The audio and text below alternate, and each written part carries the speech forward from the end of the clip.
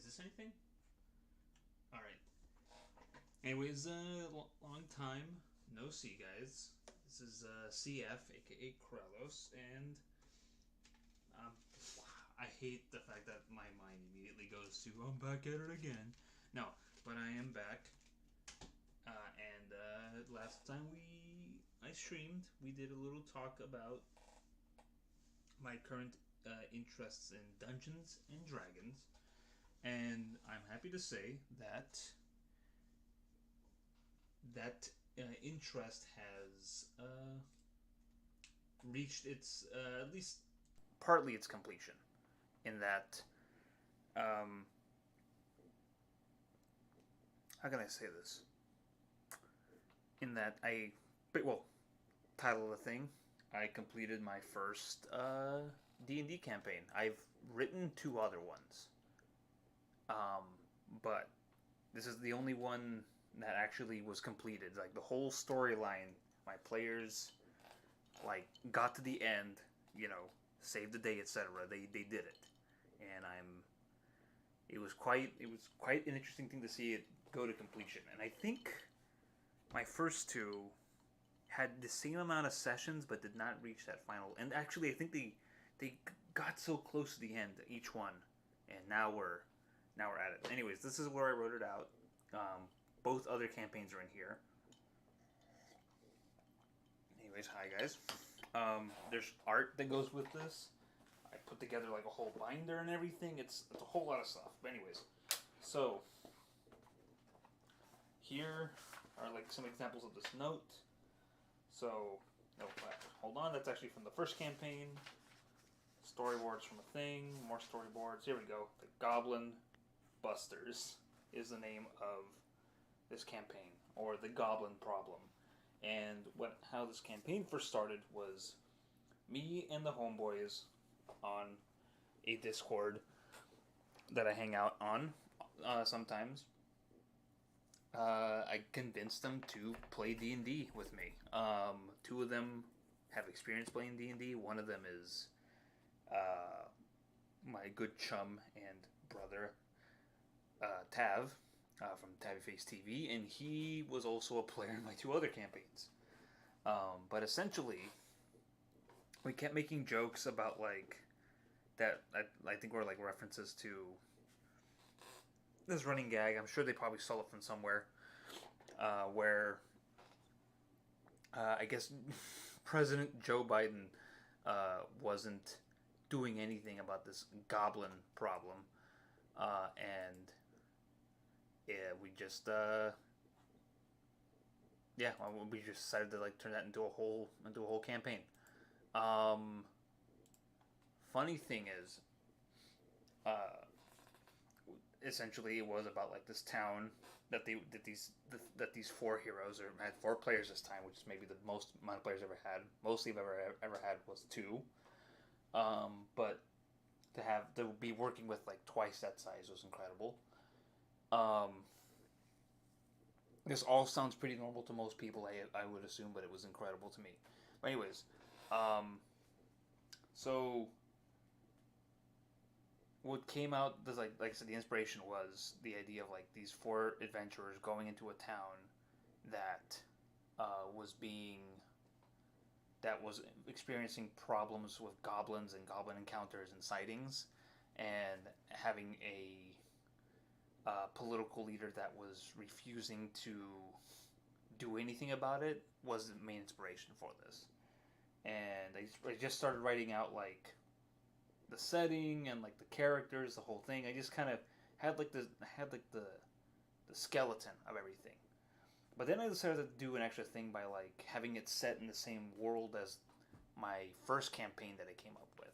And my first campaign was Western inspired and heavily inspired by the movie Heaven's Gate, the infamous Michael Cimino movie that is often considered responsible for destroying director driven films in Hollywood. But I love that movie myself, so I've already been. I honestly do not care if people tell me I'm wrong and that movie sucks. I mean, there's a lot of people who think it's good. I think it's good. I know it's flawed, but whatever. Anyways, um, And I decided to set it in the same setting and have like echoes of those characters that were the main people from that campaign be kind of around this one. They're not in it directly, but their legacy is part of this world, so that was also fun to do. Um, so, anyways, the setting is, and I have art for this because I ended up getting a campaign folder by the end. So here, get ready for some art, everybody. Um, so cool. So the setting is in,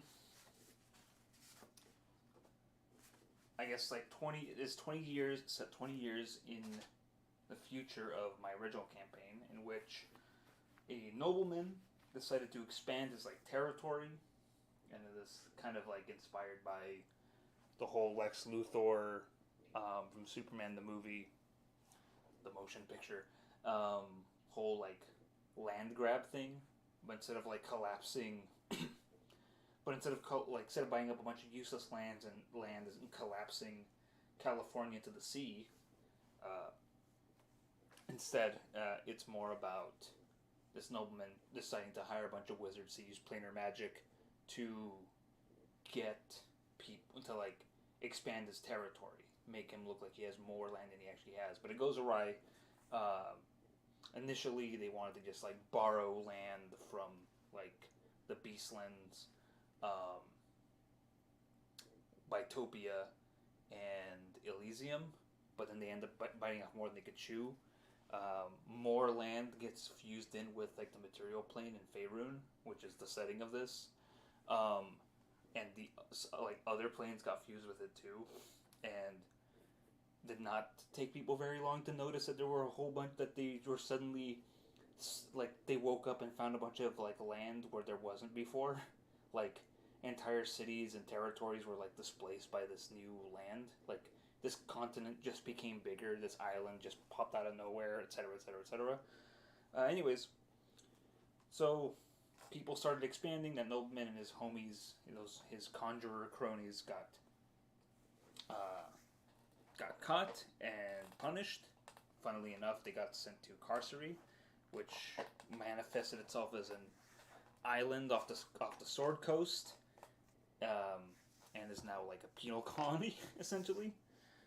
And now, I guess, fast forward to the present.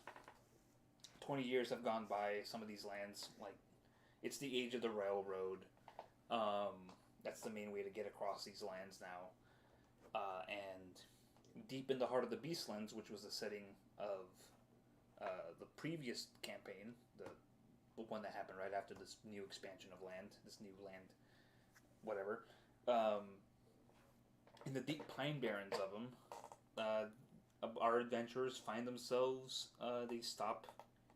They get off at the stop in the pine barrens and find themselves in this like city built out of an old stone quarry that's kind of modeled after like Indian stepwells, called Pine Ward, and aka Pit City to the locals.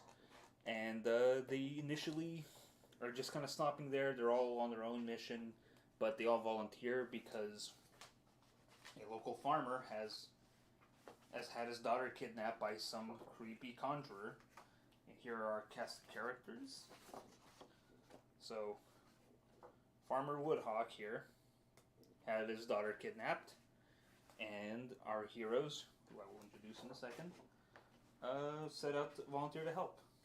And our heroes are I'm gonna tell you right up front, my art style varies a lot for this campaign, so you're gonna have to bear with me. But essentially, you have Actian,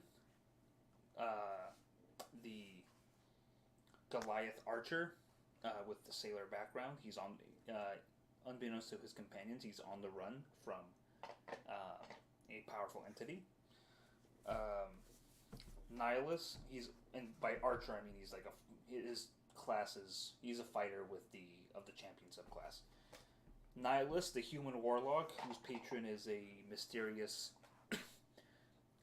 Boston sounding entity that is on a mission to collect knowledge and expand his mind, I think, or just collect knowledge in whatever his entity, his patron tells him to do.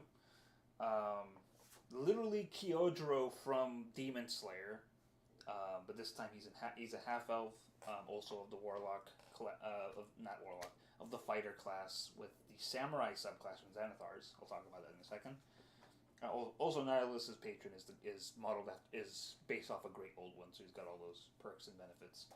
And of course, last but not least, Veril, the bronze dragonborn cleric, who of the light domain, whose deity is a pig named Babe, and he has a swine amulet. So these four decide to help this farmer get his daughter back. They succeed. This conjurer was not hard. He lived in the woods right here. His name is Wester. And this is all none of this. Here's the thing. This is the setup. So when we get back, it's already kind of in media res, sort of. It's literally like the day after they did it, and all my players started off at level 3. So after going out in the woods, rescuing her, and getting a bunch of cool magic items, which include a broom of flying that Actian takes and modifies into a spear, adds a spearhead to it, a veteran's cane that Kyojuro takes, that is a one-time use magic sword cane, a perfume of bewitching, which Veril took for no reason and still has it, and a wand of magic missile, which Nihilus took and did something really interesting with it that paid off later. Anyways, our 4 go on their first adventure here. This is chapter 1. My player, who was Veril, did not make it that night, and instead I just wrote him as being asleep. So his character slept through the first session, while Kyojuro, Actian, and Nihilus, after waking up the next morning after saving and returning Farmer Johnson Woodhawk's daughter back to him and slaying that wizard, that mage, they decide to go back into town and see what other things they can deal with, especially since Farmer Woodhawk, which is what I'm going to be calling him, and what I ended up calling him in the rest of the campaign, mentions that there's like a town hall meeting. So they go back into town, which kind of looks a little bit like this. Where are you, dumbass map? Where did I put these maps? Okay. So they go into town, and it's like pretty much like this. From like the outside, it looks like just like a bunch of like big stone walls and like these pine barrens with like a big gate. But inside, like I said, it's just built like an Indian stepwell. Like there's like these high walls, but inside it's just all these. It's like a big square with like a big pool and with a statue of the founder in the middle. But anyways, they go in. They hear about that there's like a town hall meeting, and they decide to go in, grab breakfast in town, and check out the town hall meeting. They go straight to the town hall meeting, and hear the people complain about a goblin problem that has been happening. Literally the whole plot point. So they meet the mayor, Mayor Ban Jensen, captain of the guard, an orc named Captain Lurs, and amongst the people they hear about, they hear from in the town hall meeting are Stony Jorad and Woodford Leach, a dwarf and gnome blacksmiths who run the local blacksmith shop in town. All the guards look like this. I'll get to her in a second. But they hear the townspeople complain about the various goings on, all the things that are um, being stolen, various items, and the mayor just keeps denying it, saying that I think you guys are just misplacing stuff. That's crazy talk. You're crazy. How can you be so crazy? Etc. Etc. So the homies decide to pretty much offer their services, or the fellas really, as they're going to be called going forward. The fellas decide to essentially go forward and say like, hey, we can offer our services. This is literally all the stuff that I'll get into. I'm just talking about the main story, but anyways, they offer their services. He says, whatever you guys want to do. There's no goblin problem, but if you guys feel like you can solve something here, whatever, it's up to you. So they go off and do it, and but first they get breakfast, and they go off to the local tavern/inn called Pit City Hall. It used to have a better name, but it's mostly been referred to as Pit City Hall because the owner, a drow named Virginia, and in my world, all elves have like weird American accents that are regional. Drow, as a joke, because they're from the Underdark, which is the deepest south, have thick southern accents, hence why Virginia is called Virginia. This is her first iteration of that I drew her in, and then I started kind of gravitating to a more simplified style. This actually came later, I think, at the end of that first campaign. I decided to go in a more illustrative style, but here's my first sketch of her. She is a waifu. I purposely planted a waifu in the game to see if my players would go for it. At most, Actian, the Goliath archer, ogled her cleavage in their first actual in-game encounter. It's implied that they'd seen her before, but they ogled her cleavage. My second iteration is right here. But anyways, they go there. Oh, also, I guess I'll just put this one in here. But while there, they encounter her, get breakfast, also meet Cookie, the brass dragonborn who works in the kitchen. He's a fun character. And very much like his goddamn namesake, Kyodro, the half-elven... What the hell? Man, I'm losing track of the stuff I have. The half-elven samurai does the thing from the that Demon Slayer movie where he goes, tasty! Every time he eats stuff. And that he and Cookie become best friends because of that. Cookie immediately just like, that's it. This guy rules. He loves my cooking. Anyways, they encounter a tiefling who's often there, who, I guess as the story progressed, I ended up retconning and properly describing him as looking like the actor Danny Wells from the Super Mario Super Show, the guy who plays Luigi in the live-action segments. He looks like that, and he keeps on hitting on Virginia because she's the waifu character that nobody went for, which is fine because she has a great happy ending in the epilogue. But he brings up, I guess he overhears about them looking at the goblin stuff, and he tells them, like, well, I can tell you a little bit about these goblins.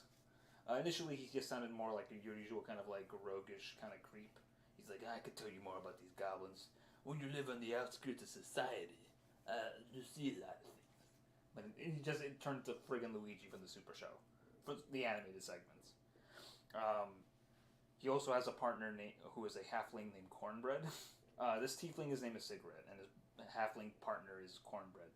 And the way I end up describing him, because he literally is modeled after live-action Luigi, he looks like a little mini Captain Lou Albano. And talks like Mario from the Super Show, because it was an easier voice to do. It's like, nah, cigarette. These guys don't know anything, stuff like that. Anyways, he tells them rumors about going back to the main map. about witnessing about hanging out around the old railway station, and witnessing some goblin sightings there. References to that donkey video, um, which is really the main premise for a lot of this. But essentially, he goes on to talk about how the old railway station, how Pineward used to be like this. It used to be a place where like all these kind of settlements would like get stone out of this quarry, but then that fell out of favor as they expanded forward and didn't want to settle more in like these areas that are just filled with a bunch of beasts, and instead this quarry became the subject of the founders. Like it became a place of opportunity for the founder. He convinced a bunch of people who were moving westward to instead turn this place into this cool like little stone stepwell kind of village, and instead become like a logging place. But logging and hunting as well make no sense in a place where everybody can do it, and it's just mostly trains. So it, like I think after not long after the founder left to go on further adventures, he ended up the place quickly fell into a bad economical situation. Logging didn't like stop being the main thing because it was just harder for people to stop around here, and a lot of the things it ended up becoming like this kind of a sort of a, a almost like a ghost town. Like it's a weekly stop on some train stations, mostly to pick up what the locals call useless gems and other goods, because there is a jeweler in town that happened to open up a mine right next door to his place of business and has been getting jewels, but because of the lack of communication and resources, these jewels have just become bartering items in the town. So there's a lot of bad economic decisions that came out of the mayor's forced choices that I will go into as the campaign goes on. But anyways, they go investigate the old railway station, and along the way, which leads to the end of the first session, they fight a tiger. While Varel's the Dragonborn sleeps. The tiger attack was pretty successful, and it led to a lot of opening jokes, such as Nihilus's obsession with being a warlock. He has Eldritch Blast. He took Eldritch Blast, but did not take the other usual like optimization choices of like such as Agonizing Blast or any of the other customization choices for Eldritch Blast. He took it, but ended up relying more on Chill Touch, the necrotic damage cantrip spell that manifests a skeletal hand to attack its targets. And every time Nihilus's player did it, he would play the opening Rift of Bad to the Bone, and it became a running joke, and it became his signature spell. So this tiger attacked the Goliath, or he attacked... Who did he attack first? No, he attacked Kyojiro. He surprise attacked Kyojiro. The Goliath tried to fight back by whipping out his belaying club, because I guess my player did not do the full character creation, and only decided not to give him the extra equipment, like having two short swords, until I told him, like, you should take the two short swords, dude. So he only had his longbow and his equipment from his sailing background, which was a belaying club, or a belaying pin, which functions as a club weapon. So, yeah. And all this happened while Varel slept. He overslept, and it's fine because his god said it's okay, and that's how he communicates. So the first session ended with a cool tiger attack and meeting some of the townspeople, getting into bad situations with some of them, specifically insulting that tiefling, a cigarette, as well as getting getting off to a bad start with the mayor and the captain, and the guard captain. So that pays off a lot later. Second session has our chums. Starts with Varel, which is technically part one of session 2. My player showed up. His player showed up. He asked the farmer where his companions went down to where they caught up with them silently and found their way at the. I'm so disorganized. At the railway station, the abandoned railway station. This is how they encounter it, because they just followed up the tracks essentially, and while there they find the place empty, but kind of with a couple of traps to deter unwanted visitors. And while they were there, when you know it, Actian, the Goliath's player, was late.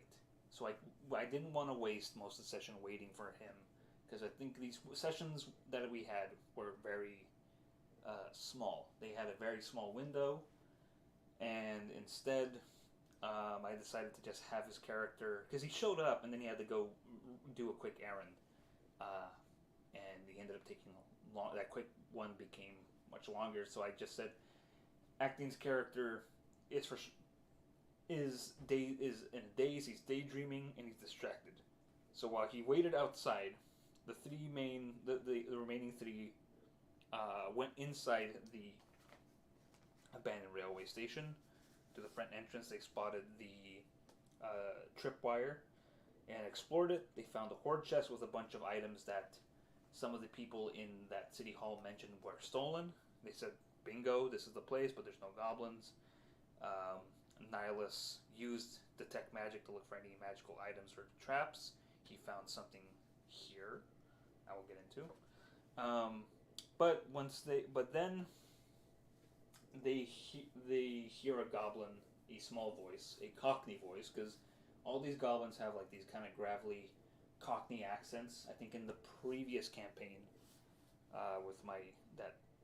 this setting was originally created for, they had more. They just had like a kind of Eastern European sounding gravelly. They kind of spoke a little bit like, "My name is Grimbo," like kind of weird. I don't know how you imagine kind of goblin voices to sound. And this one's just like, "Oh, we got this man here. Are you want him back?" Some very bad Cockney accents. Anyways, they find Actian bound and trapped and captured, and all the words that mean that by 6 goblins. One of them calling them out to essentially like get out of their town, get out of their hiding place, or else the big guy gets it, and led to their second battle encounter against multiple enemies. Their plan was to at least get one of these guys back. Kyojiro took a couple of good hits, but managed to save Actian. Meanwhile, I think the two main actions that Nihilus takes, and it becomes a weird running joke in the rest of the campaign, because I know he does it he doesn't mean to do it by accident, but he casts Armor of Agathis, right, to protect himself, even though Nihilus's his player picked Variant Human for his race, and chose the tough feat to kind of make him tankier, and this man never got hurt throughout this whole campaign. And every time he puts on that Armor of Agathis, that's an extra 5 points of HP that he gets, that he also does damage back to anybody who does a melee attack. But every time he casts it, he never gets hurt, which I think is just because I think either I keep forgetting about him, or I just feel like his character is always out of range enough to not warrant any attacks on him. So he's a good blaster, which is funny because the other thing that he does that he only did once for this campaign that is crucial to his character, I feel, is that he chose the Pact. His patron is a great old one, but he chose Pact of the Blade. So he's a blade lock, and he's only conjured up his pact weapon once in this campaign, which was during this fight with the goblins. He used an action to conjure up his short sword, which obviously he's proficient with, and I think his dexterity is pretty good. So he picked the finesse weapon for this. He conjures it up, and he never uses it. He just ended up using Chill Touch again to slap some of these guys down. Kyojiro knocks another guy down, and Varel used a healing spell to heal Kyorjo, and then also used his crossbow, which is another funny thing about Varel's character. He's more willing to whip out a crossbow to do during a fight than he is about actually using his more ranged attack spells. And we'll get into that later. So he uses crossbow to kill one of the goblins, shoot him in the neck, and they have one dead goblin and one captured goblin.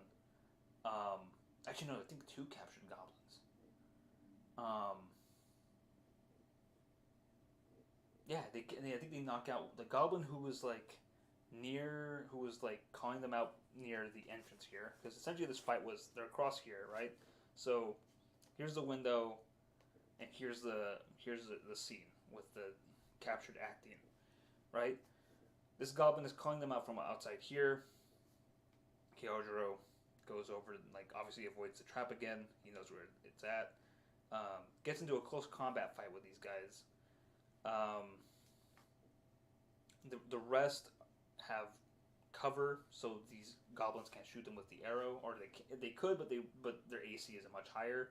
Which, oh man, I'll tell you a little bit about the stats here, but it's very funny. Anyways, Kyojo takes a couple hits. They ended up killing one goblin, knocking out another, and then also knocking out this one over here. And the rest flee in terror. So literally half their crew got ganked and they left. They capture the other. Actian wakes up, but essentially bursts through the ropes that were holding him because he got out of his daze. He was distracted in character. We just said that he was distracted. He had other things on his mind, but it helps carry the other goblins. Meanwhile, while they make their way back to town, Nihilus decides to investigate the magical spot here and finds this contraption that is essentially a kind of a mini like wooden mech disguised to look like an owlbear. It uses magic in some way. They never really fully explored it, but if I had to explain what it was, it uses illusion magic to make what would normally look like an owlbear pelt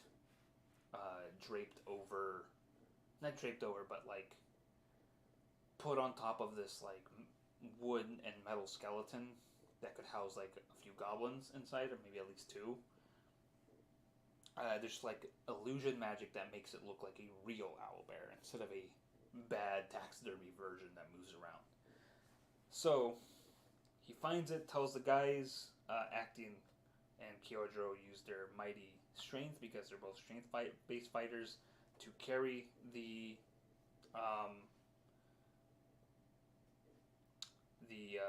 owlbear contraption, and they go back to town and pretty much say, like, check it out, guys. We there are such things as goblins here. You guys were wrong. It's like, oh, cool. We'll take it from here. No worries. But Actian decided that his character is going to, because he's a Goliath and just in general does not like the vibe of the mayor, decides that he hates this man and continues to pick fights with him.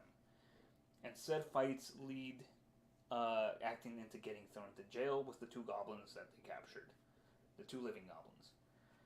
And while he's in jail that night, he ends up getting chummy with these goblins, and they talk about their plight, in which they're being forced into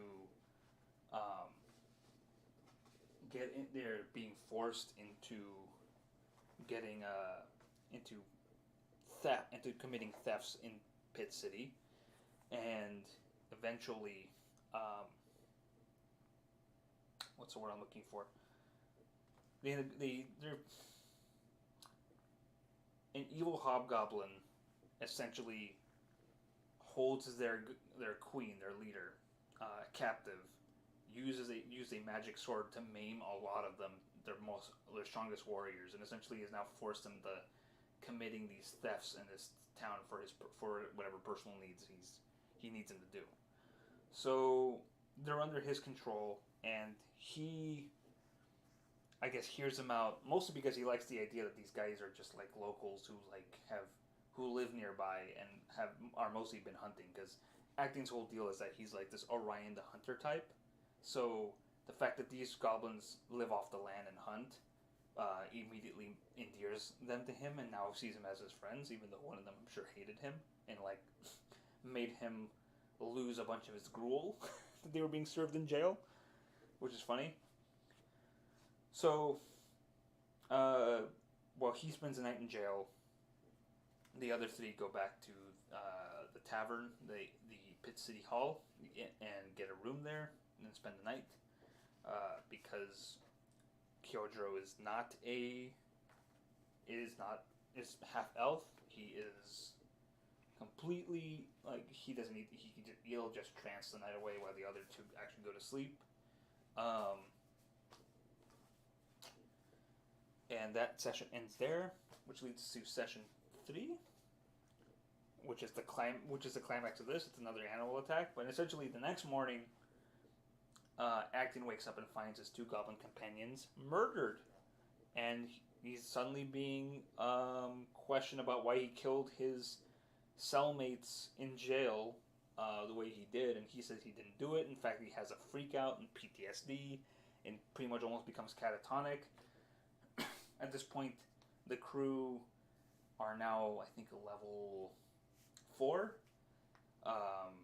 Vero learns Hold Person, casts it on Actian to stop him from getting away, but essentially they make a deal with the mayor and the captain in which that they'll, look, we're happy you got rid of these goblins, but also, like, your friend is rude and we hate him, so here's the deal, and also you killed these guys, which I'm sure is murder. We could have gotten more info about this, but for now, you kind of solved the goblin problem.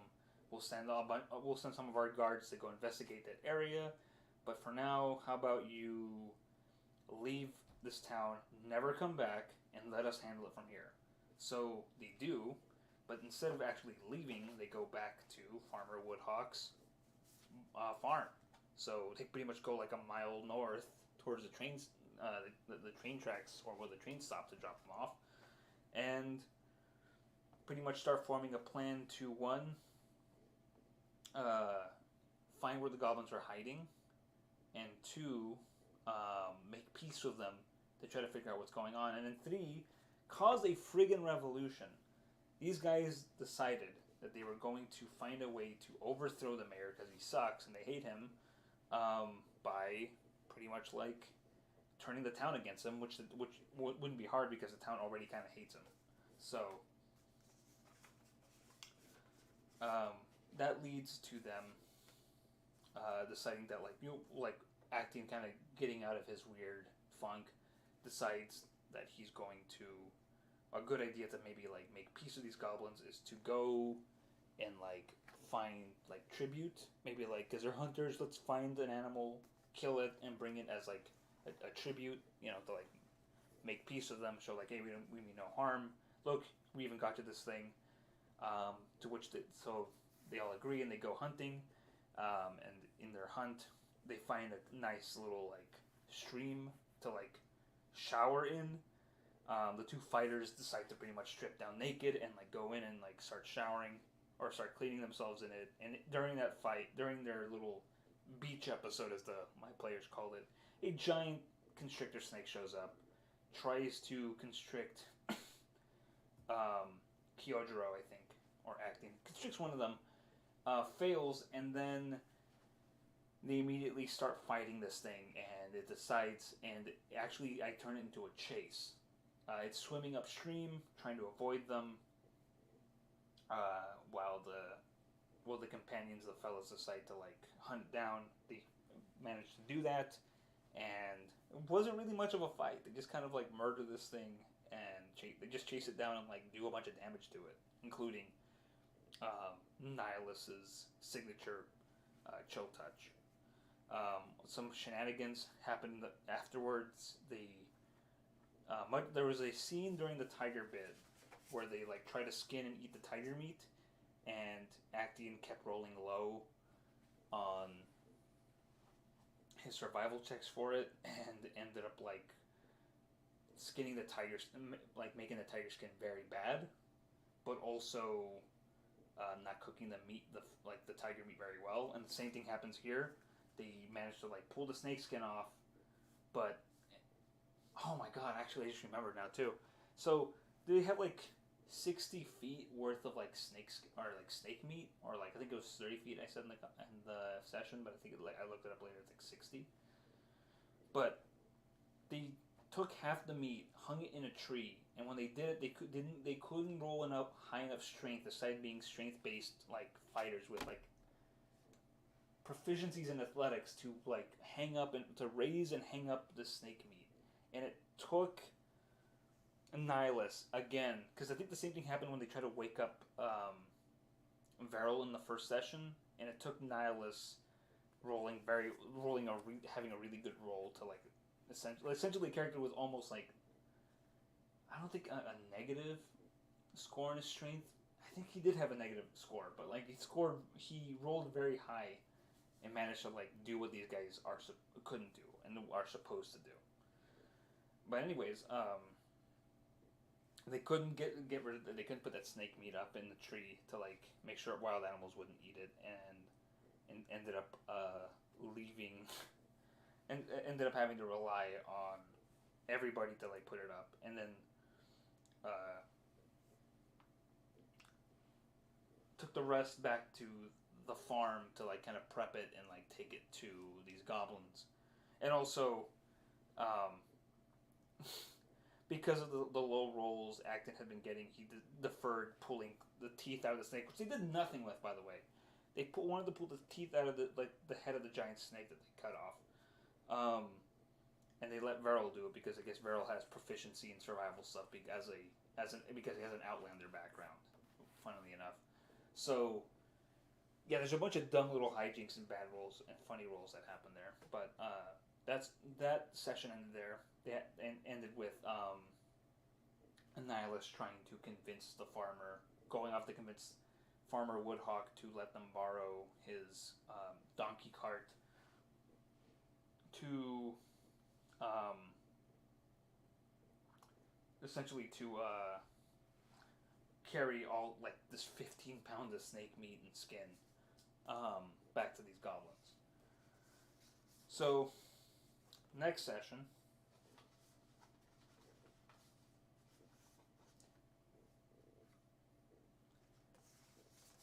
has them going to going off back with their donkey cart in tow, going back to the railway station. I'm looking for that thing. Sorry, guys. Going back to the railway station, and I guess with the hopes of maybe encountering more goblins there again, but instead the scene that they find are the halfling and the tiefling being arrested by the local guards who were sent to investigate. They managed. Initially, this was going to be a fight that they could definitely win, but instead, I think Nihilus and the rest decided to not have Actian participate in this because he went to jail last time. So instead, they talked their way out of this fight, which they could have won anyways, funnily enough, and save Cigarette and Cornbread, the two local rogues, from prison, from jail time. But instead are now responsible for them, because they're not. The guard said, "All right, since you guys are not allowed to go back to Pine Ward, these guys are too. You're in charge of them now. Good luck." So, with those guys kicked out and them kicked out, they reveal that, you know what? Actually, we deal with these goblins quite a bit. We can actually show you where they are. If you help us solve a lot of things and get us back into town, we'll be grateful for you. But because you saved us, we kind of owe you a little bit. So we're on your side, but not 100%. You either have to find a way for us to go back to town because we got nowhere else to go, or you're stuck with us and we have to go where you guys go. Because technically, you did save our lives, sort of. So at the end of the main map is this. This area here is essentially the old railway yard that's also abandoned and was taken over by the goblins to become and taken over and hidden with a lot of overgrowth by the goblins, and has become their like camp, their little village. So he takes them there. One of the goblins who managed to escape recognizes them and immediately decides to be hostile towards them. But because Sigrid and Cornbread are with them, they're a little less hostile. And then they find out that they actually know about their plight. So because of that, they trust them. They start to trust our adventurers, the fellas. So they go in, meet a bunch of other goblins, and then meet the famed hobgoblin who is currently keeping them under. I should have really drawn Sigrid and Cornbread, by the way. And also, there's just another character I should have drawn too. But anyways, they go and meet the leader who's been forcing them to work for him, which is Zag, the Despicable, a hobgoblin who I think I use Hobgoblin Captain as his starting stats. But essentially, he's this edgelord hobgoblin. He's kind of a reskin of a minor boss character from a small quest in my original campaign. But this time he's wielding a magic item, the Sword of Sharpness, and also has a flintlock pistol, stowed away in his long coat. And to back him up, I put in a famous, I would say famous to people who play Mugen in Mortal Kombat ripoffs, but I put in Pantherk. I found a way to put in the infamous Pantherk in the game by making him an all-black Leonin, and using the stats for Martial Artist Adept. And he's backing him up. He's the 7-foot-tall Leonin who uses his fists. And these two essentially have been terrorizing and making these goblins' lives a living hell and forcing them to do stuff they don't want to. But anyways, after a long session talking with them, telling them about how they want to help him, the mayor sucks, how much they hate him, he kind of reveals that the mayor works for him technically, that he's been blackmailing the mayor, and forcing these goblins into working for him by capturing and holding their queen captive in a gilded cage inside her former quarters that he's now taken over and redecorated in an awful way. But they said that the best way to earn his trust is to capture the mayor's little spy stool pigeon, his little guy who does all of his little dirty work, his little minion, his secret minion, a Kenku named Umberto. And wouldn't you know it, at the minute they finish talking to Zag, they go off to go look for this bird, this Kenku, and there he is, showing up to the same camp for whatever reason he has, and they end up chasing after him and fighting him, which leads to a lot of nut shots. This fight against Umberto, which started off as a chase and it stopped becoming a chase as soon as Actian tackled him and grappled him, ended up a lot of it being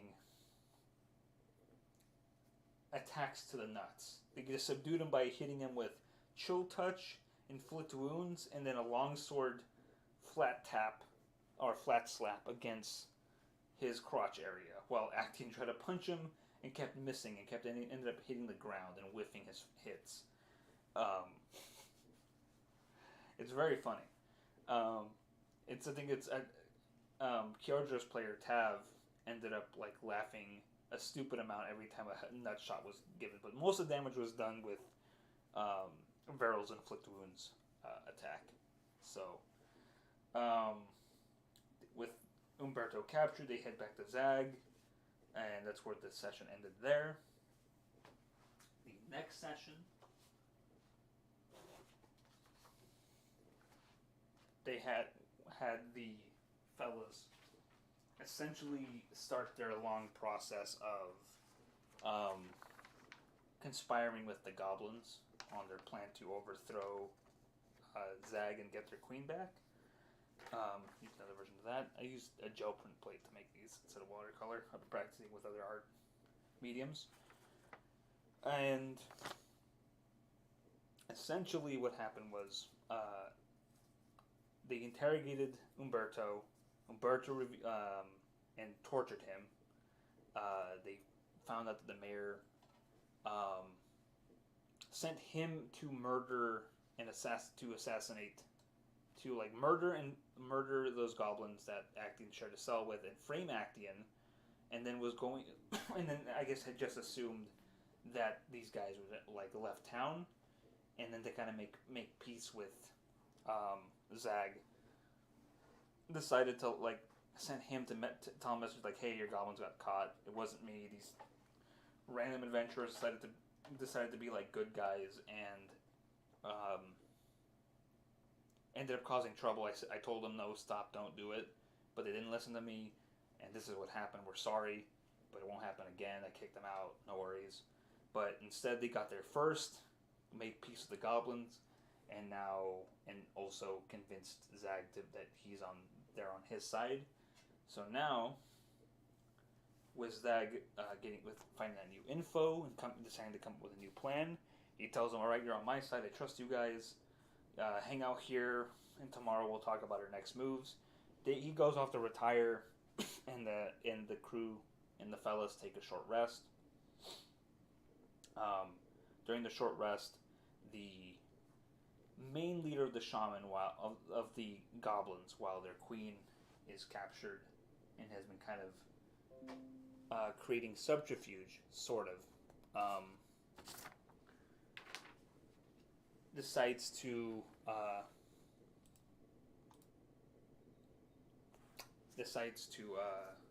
or tells the fellows of their new plan, in which that they're going to have during their supper time, their meal time. Pantherk, Zag's bodyguard and sidekick, decides that goes off and inspects and supervises the meal prep, like the dinner they're gonna have that afternoon or that day, just to make sure they're not trying to poison Zag. Meanwhile, Zag just kind of chills out in his quarters, which is like a luxury train car that originally belonged to the queen, that he, like I said, modified, took over, redecorated, and put like a fancy cage to house the Goblin Queen in. They decided that like while Pantherk is supervising the meal, they would distract Pantherk and then also send a goblin in to shine and clean Zag's sword of sharpness. And while he did that, or while they were doing that, another goblin would be putting the fellas' equipment, because they were stripped of it in order so they wouldn't be a big threat during their visit at the goblin camp. They would barge in with their items returned to them, hidden underneath the entrance to the train car that Zag's quarters are in. They would take their equipment, rush Zag, and essentially like take him out before he could do any damage, and then team up. And hopefully that would deter either Pantherk, or they would have enough of a chance to fight against him too. That plan partially worked because the fellas saw their cue, almost missed their cue actually, misread a cue, saw the goblin going in to shine the sword, and as soon as they got to the entrance, while Zag was distracted not only by the goblins but also Cornbread and Cigarette, or Corny and Sig as I like to call them, they started to make their move, and as soon as they got to the door, that goblin was kicked out of Zag's quarters because he didn't want his sword shined. I don't know why he would even think he wanted it done at that moment. And as soon as Zag saw the guys with their equipment ready to fight him. He pulls out his flintlock and combat, and the all of them roll initiative. Um, Varel has crazy stats because he and Kyojro's player Tav rolled them and got stupid anime protagonist stats, especially Varel. So he has the fastest initiative. So he was always at the front at the beginning. He always started every turn with his actions. But anyways, the Zag fight was pretty short. Kyojro made quick work of him, but then Panther surprise attacked them, and that fight was even worse because in that fight he decided, because Varel shot his crossbow at him to deter him, he knocks Actian away. By the way, Panther shows up while Actian has his back turned. He punches Actian and sends him flying 10 feet away, right? And then Varel sees him, and he's like, okay, let me pull out my crossbow. He shoots at him, misses, and then Panther runs in, punches Varel, takes away does half his HP and damage, and sends him flying into a couch. And then Nihilus and Kyojro decide to fight him. And that fight goes pretty decently. Nihilus uses Witch Bolt, which does the most damage to Panther consistently. Varel self-heals, tries to get back in on the fight. Kyojro takes a couple damage. Actian runs back into the trailer because he'd spent it mostly from the outside shooting off his longbow at Zag. He gets in on the action, and he pretty much fights all these guys. And then lets out his daunting roar, which scares Varel and Nihilus, which makes Nihilus drop his concentration on Witch Bolt, causing him to want to run away. And it's Kyojro and Nihilus that end up doing the rest of the damage to him, and then finally Varel, while Panther is very weak, uses his patented cleric mace to slap him in the nuts and knock him out. They free the Goblin Queen, throw Panther in the Gilded Cage, and then the Goblin Queen, who we will now see, Margwen, tells him that, hey, this guy sucks, don't give him any chance, you should kill him too. And Panther tries to give him a fancy speech about about his origins, but he only says one thing. Panther, in true meme form, says one thing, and that is this. Panther. So Panther tries to do this whole speech where he's like, Panther, Panther, Panther. And while he's doing that, he's also I wanted to play Sorrow and Sadness, the Naruto theme. But apparently it did not get registered through the Discord call, so it's hard to describe. So I'm playing the Panther sound over and over again while Sorrow and Sadness plays, and it didn't work, and it made me so mad when I found out later, because it was supposed to be it's like he holds up a hand, it's like Panther, Panther, Panther, you know? Panther, Panther, you know? And he's doing this sad anime villain monologue, right? And none of that comes through. And I think the guys just end up getting annoyed by the repeated Panther. And Varel takes Zag's Sword of Sharpness and just beheads Panther. And then Actian, so the heroes come out victorious. The queen is freed, and Actian, who, by the way, when he found out that, well, I'll get into this in a second because it became a funny Reddit post.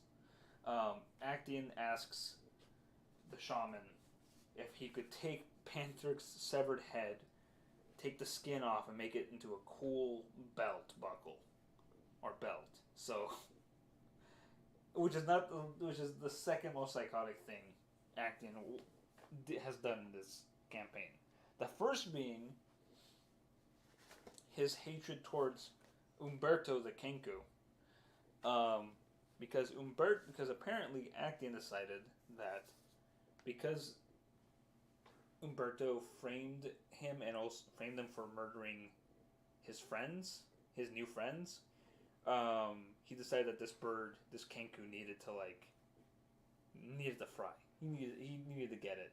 And when given the chance, he was going to kill and then cook and serve this Kenku to the goblins as proper punishment, and which led to a long conversation between me, Tav, and Actian's player about the ethics of eating another sapient humanoid race, which apparently his player had never considered Kenku as as people. They've always been just mobs in every other version of the game he's ever of any other campaign or one shot or whatever he's ever played. So he's never considered them as people until I explained to him that if you did that, people would look at you very weird. It's like, why? He's just a bird. He's like, yeah, he's just a bird, but also he's like a bird person. He's a raven person. They literally are they're like birds, but they're not. Also, the version of Kenku I'm using in this are the original one. So he only speaks in words and phrases that he has heard before. So the way he speaks is a lot of sentence mixing. I'm not using the newer Mordenkainen's Monsters of the Multiverse player race options now. I still think it's more fun to have him speak in a limited way, even though some players would find it annoying. But regardless, it worked. Because the word slapnut became a popular recurring phrase in the rest of the campaign. But anyways, after killing Zag and Panther, they go back to Umberto, who was locked up in their little torture interrogation shed, and with him, they pretty much tell him look, here's Zag's head, because Kyojuro had beheaded Zag. Here's Zag's head. Do me a favor and take this head back to the mayor and tell him Zag, we got Zag, and we know what's going on. Because to go back a little bit, there's a few things going on. Zag's whole plan and why he enslaved these goblins in the first place to do his bidding is that he wants a wondrous item that is hidden in Pineward, aka Pit City. And that wondrous item is the apparatus of Qualish. And he wants to find this apparatus so he can use it to get revenge on his hobgoblin tribe that he was part of, his troop that he was kicked out of, and then try to betray by teaming up with a bunch of unwitting soldiers and pitting them against his old troop, and that ended up going badly because that troop of hobgoblins were led pretty well and fought their way out and managed to kill most of those soldiers that he convinced into fighting against his old comrades. So that ended up very badly, and decided to get this ancient crab, lobster tank to fight against his old crew, along with the hobgoblins he's enslaved, and of course Panther, who he's hired. So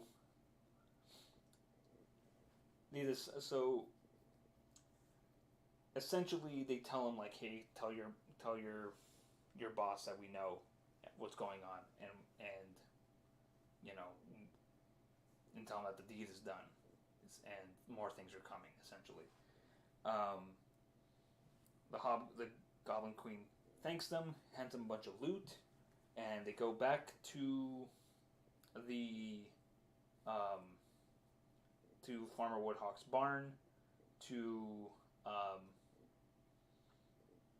to rest up and essentially let Umberto do his thing for the next day. Umberto decides to wait until the next day to do his assigned task, and the our four fellas, our adventurers, go back and we go through a little level up section slash attunement session, um, because the crew, the fellas, end up getting a bunch of magical items from the goblins and from Zag's body that require attunement. Kyojiro, who at this point had been fighting with a great sword that he had reskinned as an Odachi, now has a Zag's Sword of Sharpness and Zag's cloak, his long coat, which is a modified Cloak of the Bat.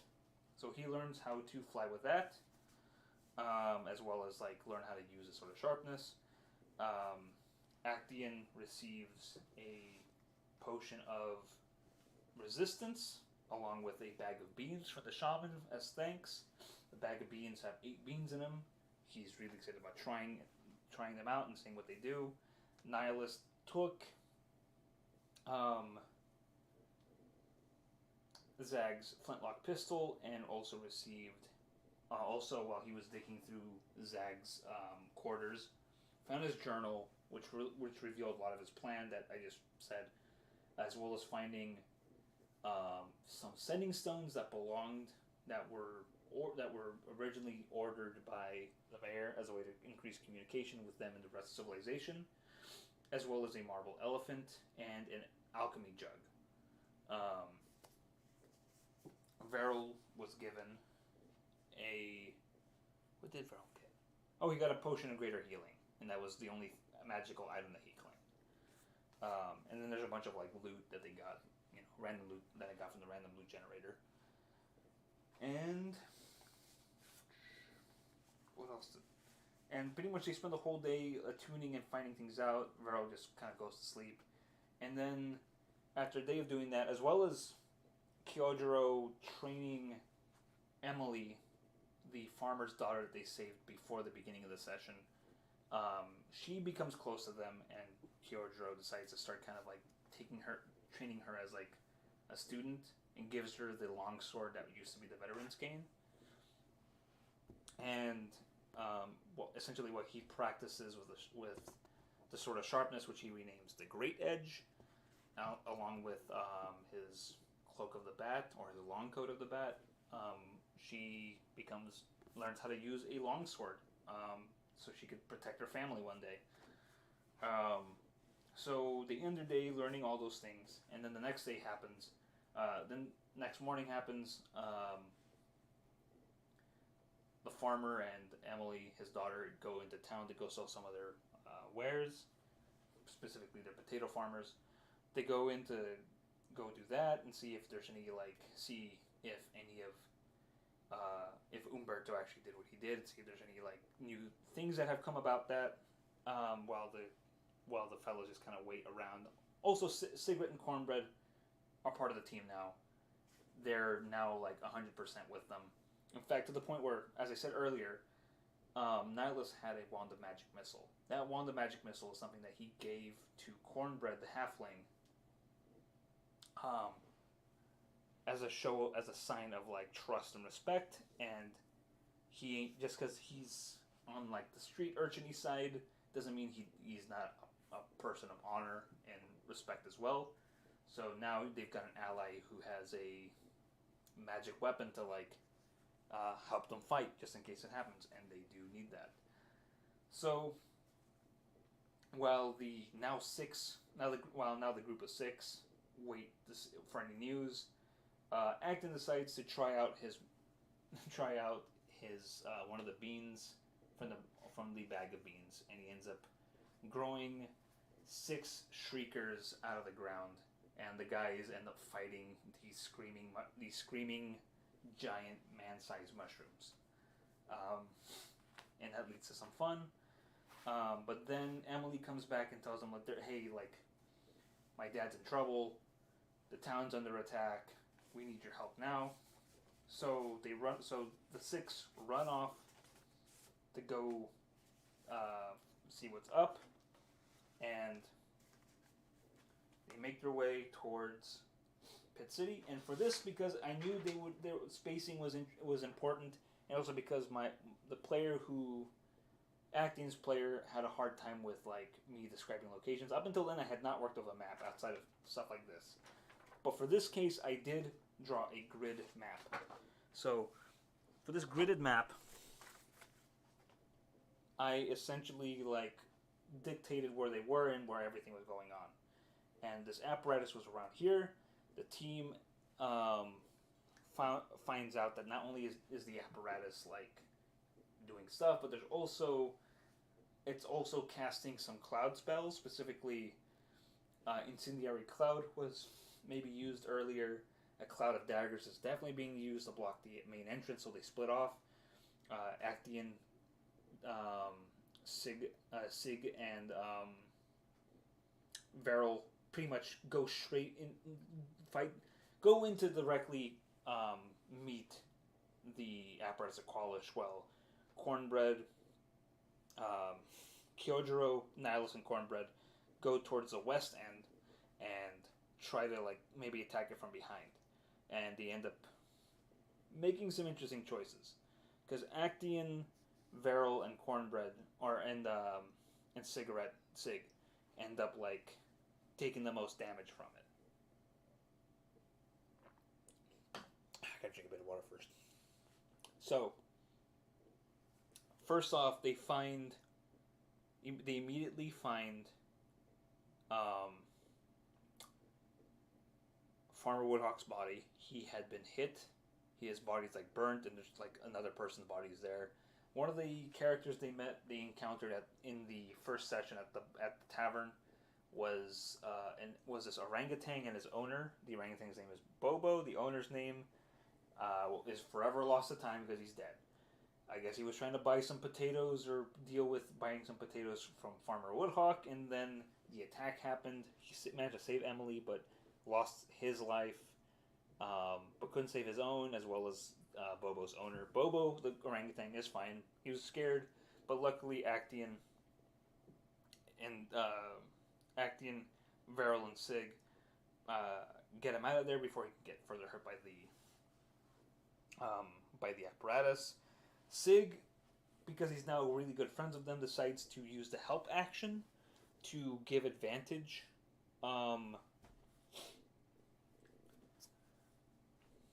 to I guess his partners next, whoever on the East team, Blue team, as they refer themselves to, Blue team's whoever next attack. They're all in ranged attack range right now.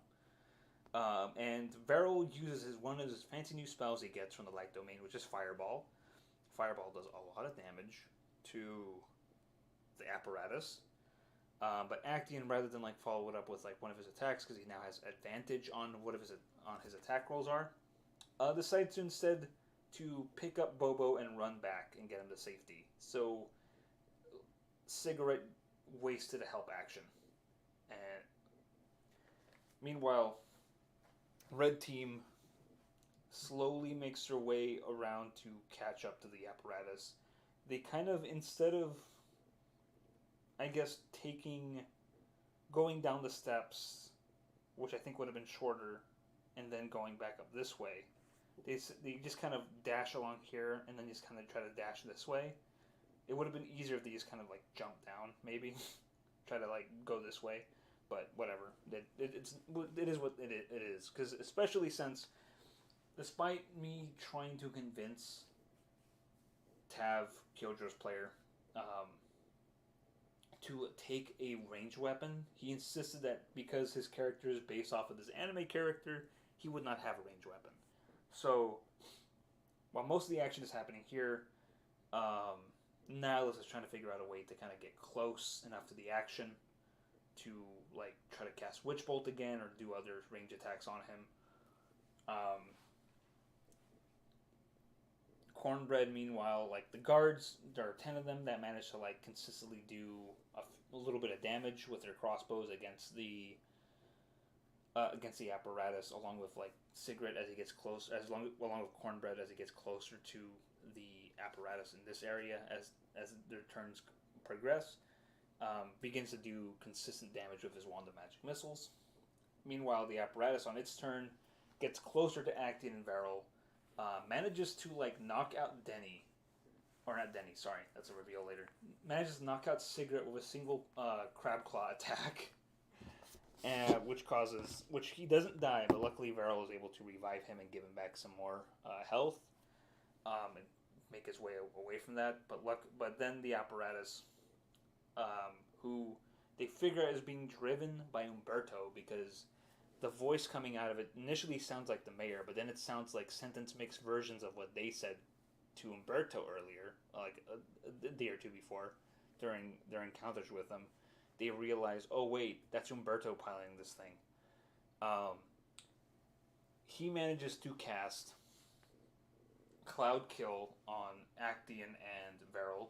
Actian makes his Constitution save, takes half the damage, but Varel almost dies. And the red team keeps getting closer.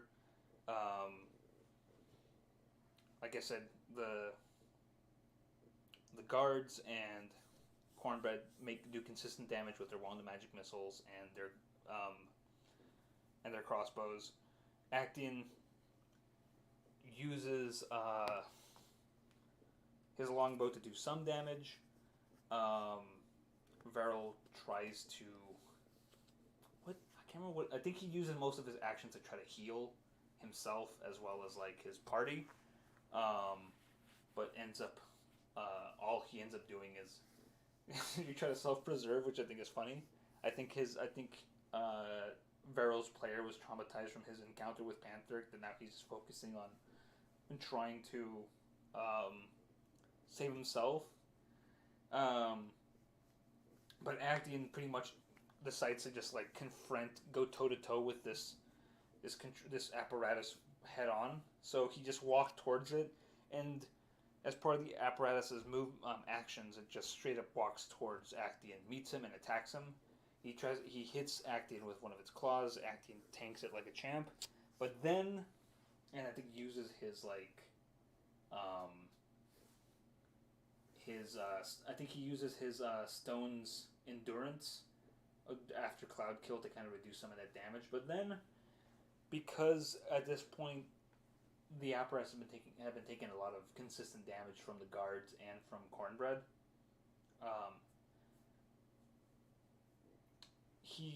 because he hates Actian so much, because Actian kept on trying, like hates him so much because did the most damage emotionally and like later during the investigation, like physically, I guess second most, decides to just straight up cast Incendiary Cloud a second time, point blank, engulfing him and the apparatus. Actian drops to 0 hit points, falls unconscious, and the apparatus is on its like last legs. They do their last the last turn pretty much brings down the apparatus, and Actian manages to like. What I should have done was have Actian fail his first saving throw because the Incendiary Cloud is still going. But I guess because it's kind of like right there, I don't know why I stopped the Incendiary Cloud. I think it's because in my head, like, it only... I guess I still didn't understand, like, how time works in terms of turns. And I thought one turn was 1 minute, so it only lasted for that turn. But what should have happened was Actian should have failed his first saving throw, but didn't. He saved. He managed to make his... He succeeded on his first death saving throw.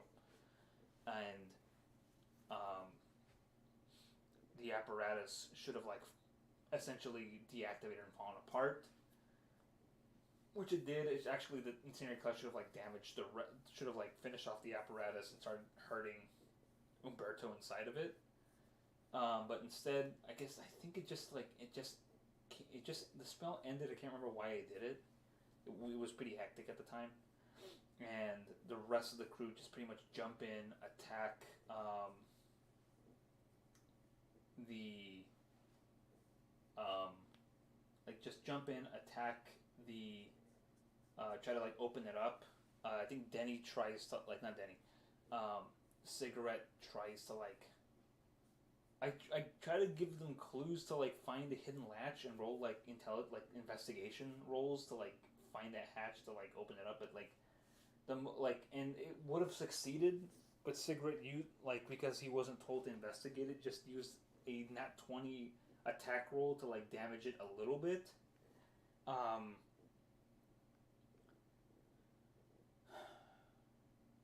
What was it?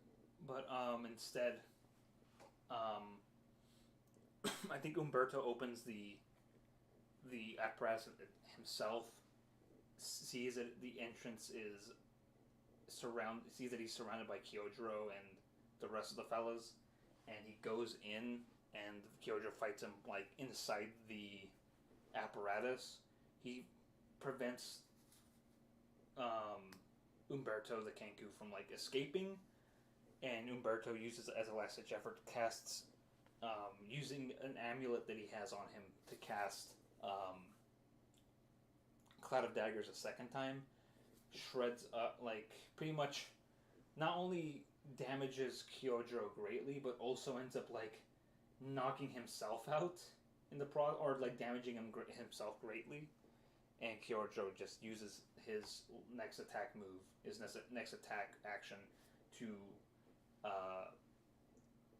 not do a non-lethal attack on Umberto by breaking his spine with the pommel of his great edge. So they defeat Umberto. They start helping the guards take care of like the wounded and dead amongst the chaos. They find out that Umberto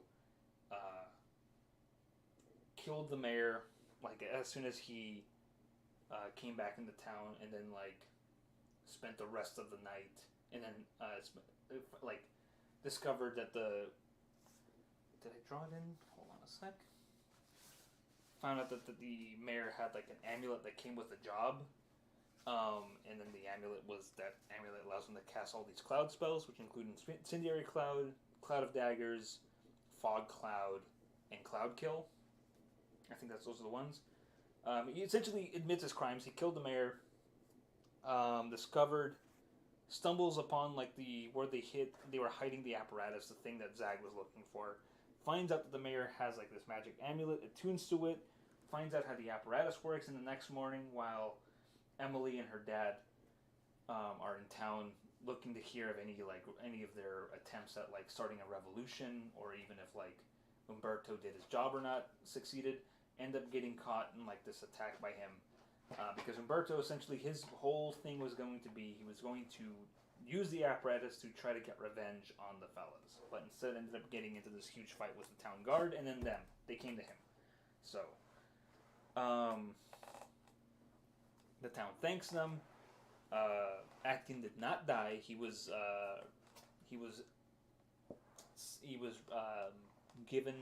healed by Veril, the cleric, and ended up trying to kill the bird again. And they end up pretty much explaining everything. They used Zag's journal to like show that like, hey, the mayor was in on all this. He was being like blackmailed by this hobgoblin that was also like forcing these goblins to do all this stuff, and ultimately like it all ended up bad because this like this Kenku ended up like betraying him and killing like, and essentially they made a worse situation than it really was, actually, I would say. But they explained that it's all this thing, and then also here's the sending stones. They essentially restore everything back to normal, sort of. The people are now essentially on their own, but it's okay because they can kind of self-govern anyways. Actian and everybody gets healed up back again. But as a result of Actian getting caught point blank in the incendiary cloud, all of his like body hair is burnt off. So for like I guess when I do another campaign with these characters, the next time we meet them again, Actian his hair is still growing back. His hair and beard are still growing back. They're all short. They got burnt off, most of it.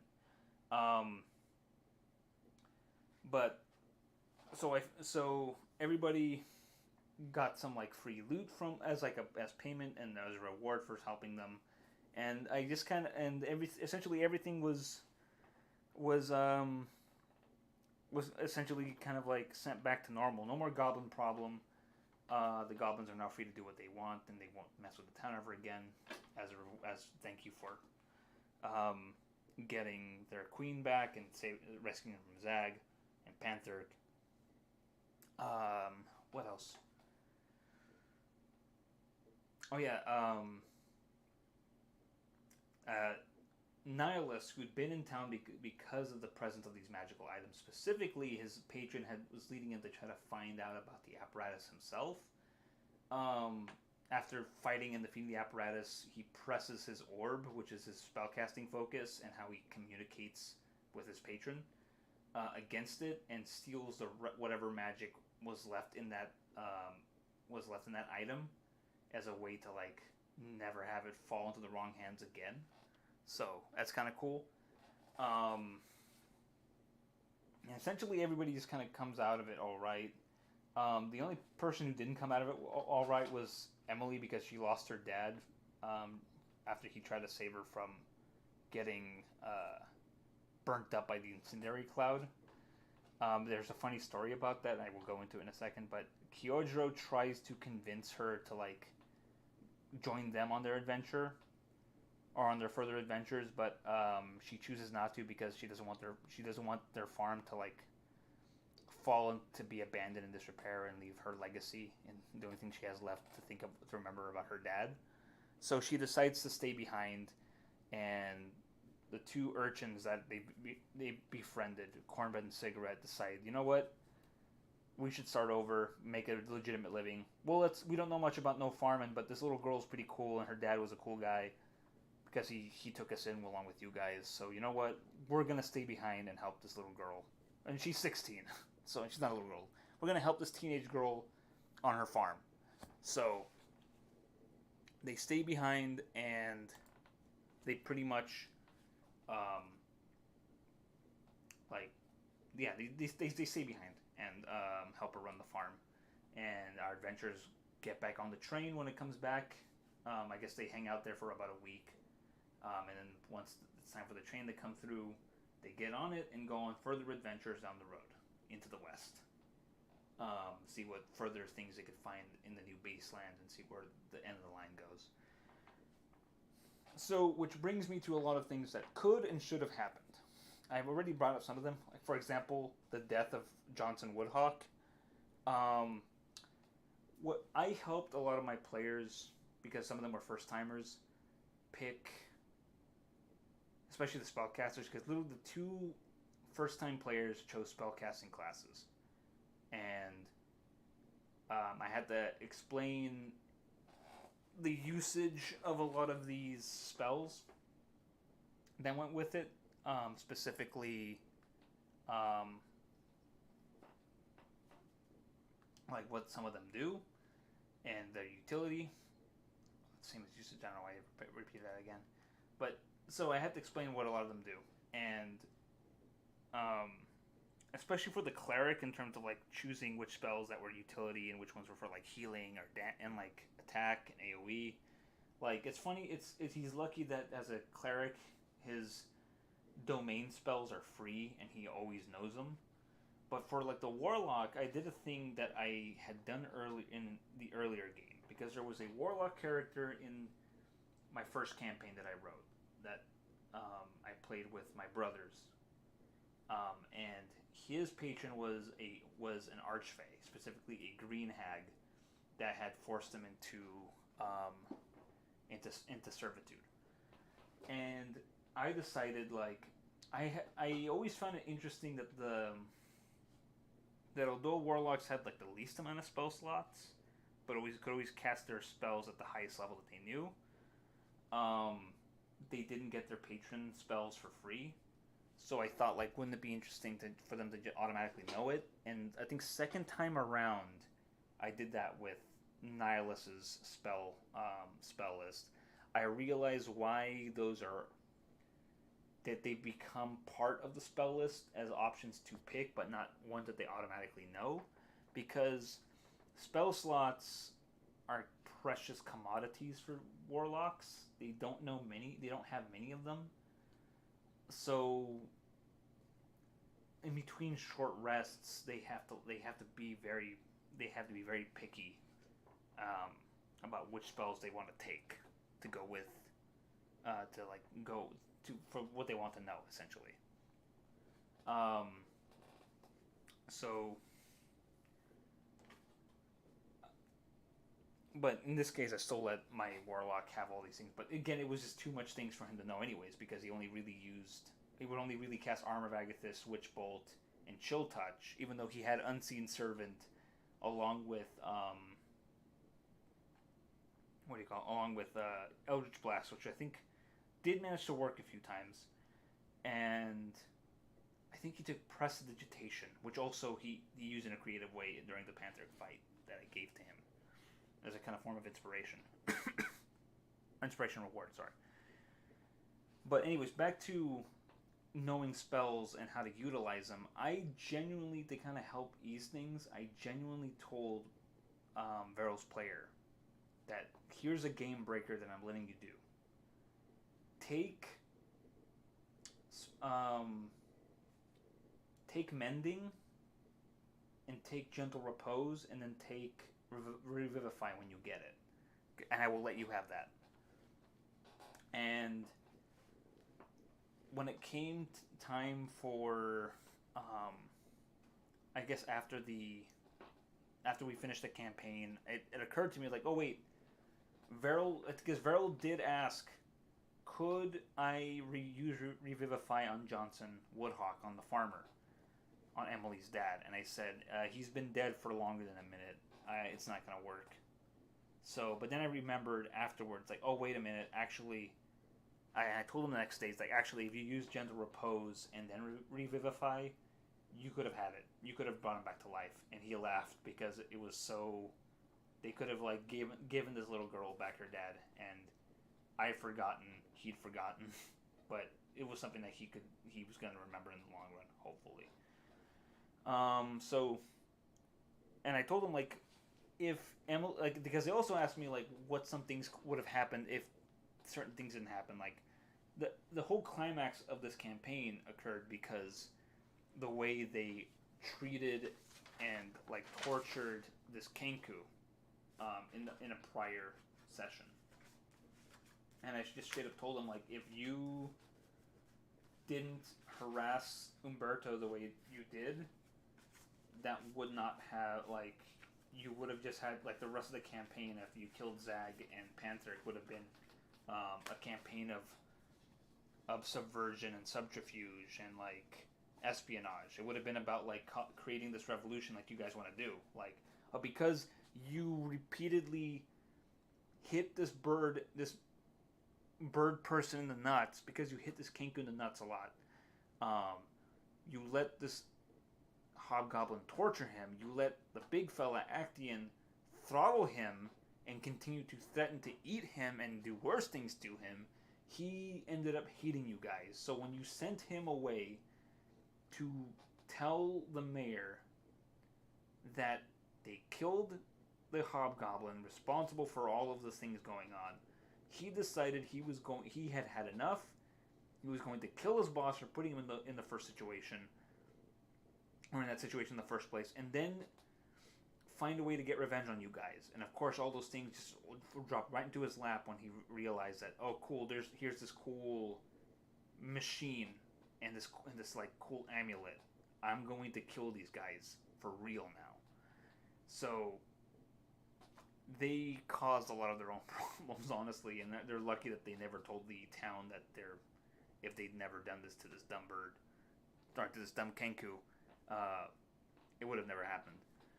So, but I told him like if the outcome had been the same and all that, like I don't know, like I think Emily might have considered because Kyojo's player was asking me, was there any way that they could convince Emily, the farmer's daughter, that they saved from the session 0? Was there any way that would um, she would consider going with them? And I told them maybe if her dad were alive, because then she could consider, then she would be happy knowing that her dad would take care of the farm, but also like she probably would never join you guys actually because she wouldn't want to leave her poor dad. I mean, she wants adventure and all that, but like after what happened and everything, depending on how the campaign would have gone in that direction, I imagine she would probably want to stick around with her father, because he's all that he has left, you know.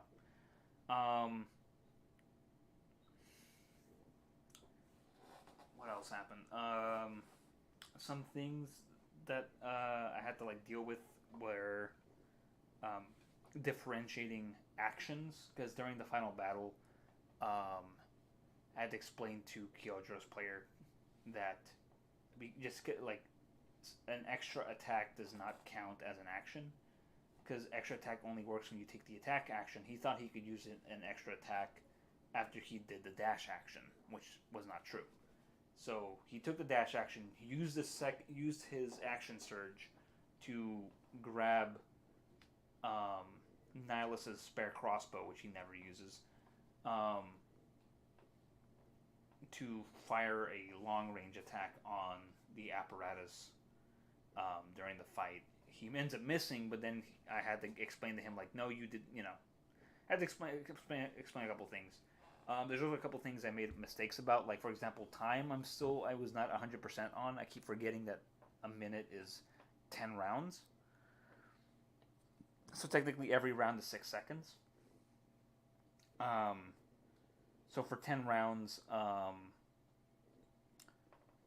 it was correct for Nihilus using Witch Bolt every turn he had on Pantheric, but I guess there was still the part of me. I told the guys, my players, that training wheels are off. This is the real one. But then I think when it came to like having the concentration on the cloud spells, I kind of just let. I in my head I kind of felt like Umberto wouldn't know how to properly keep them in place, so he would just let something like, let's say, Cloud Kill, which does move on its own if you don't move it. It's a heavy thing, so it's going to go to like the lower things, and he had cast it in an area that was near an edge, so it started floating down towards some of the lower levels in Pit City. So I sort of wasn't expecting the crew to like. I think they had asked me what would happen if they joined Zag, and I told them I'd never really considered you guys joining the bad guy, the guy that was supposed to be the main bad guy of this whole thing. And I told them how I thought this would have gone, which was because you sent Umberto in on his own and you trusted him to like deliver the message that Zag had been killed by you guys and didn't need to worry about the goblins anymore. You kind of set him up to do whatever he was going to do. What I thought was going to happen was I thought you guys were going to kill Zag, kill Panther, maybe. Because essentially what was going to happen was if the fight took place in open air, I forgot to do this.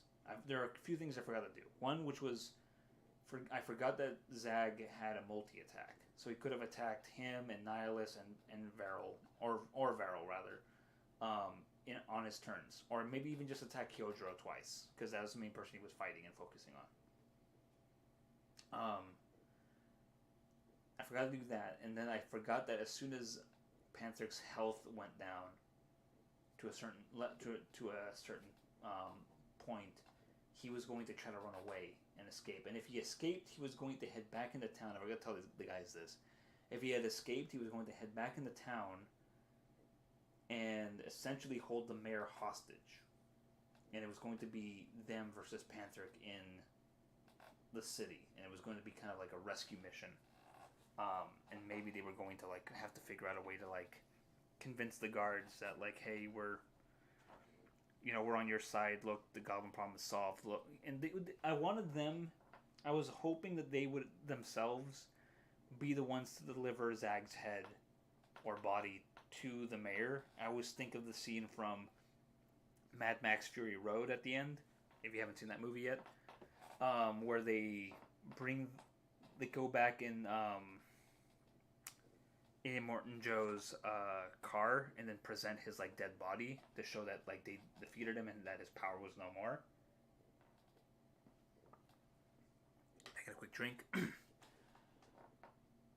Anyways, I thought they were gonna do that.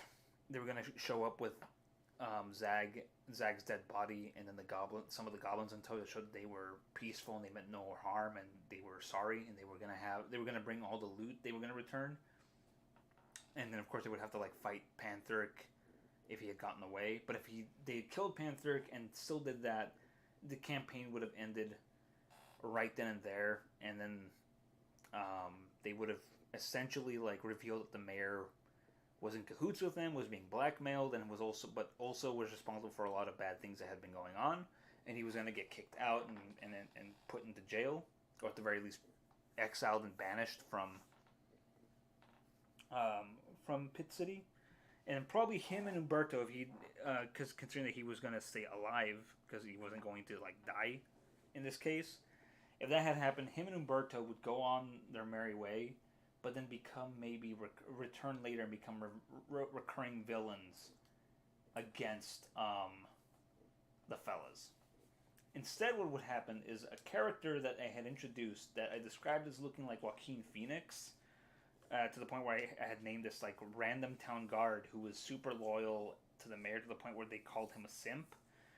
This guard named Phoenix, named after the person he's I described him to looking like, become like after he finds out the mayor had been like killed by Umberto and all this had happened, he becomes disillusioned and leaves town on his own to go find new purpose. So now he exists out in the world, and the characters, my players, are a little interested in finding out if they're going to encounter Phoenix later. So now I have to do something with him.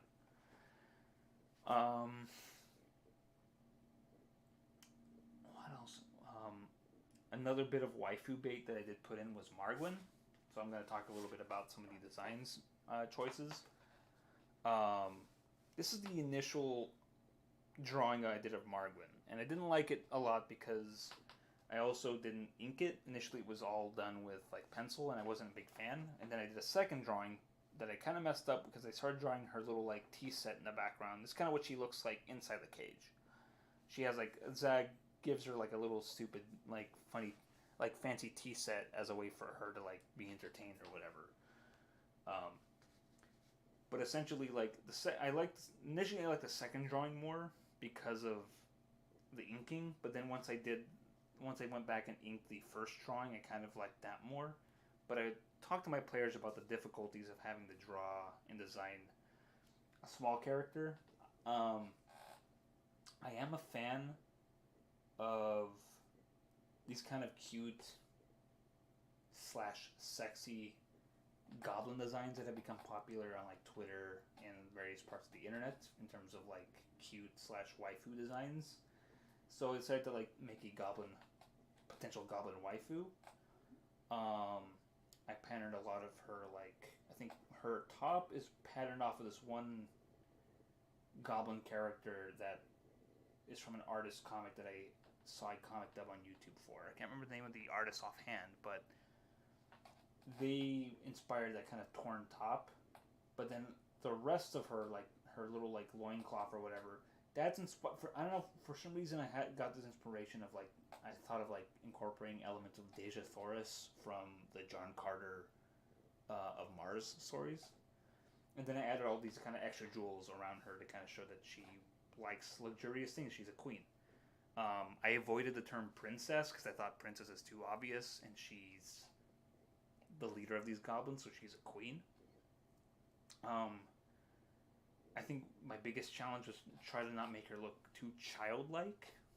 To which I think one of my players said like they liked the first one more than the second one because in the first, or they liked my second drawing more than my first drawing because in my first drawing he describes her as having a more mature body but a more childlike face, whereas my second drawing she has a less cuter childlike face, I guess a more mature face with a kind of, they think, a more childlike body.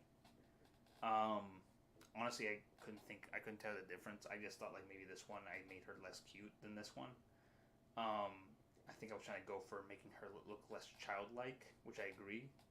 But honestly, I think I like this one more. If I didn't ruin the stupid teapot, the stupid tea set the way I did, I would probably stick with this drawing more. But I didn't.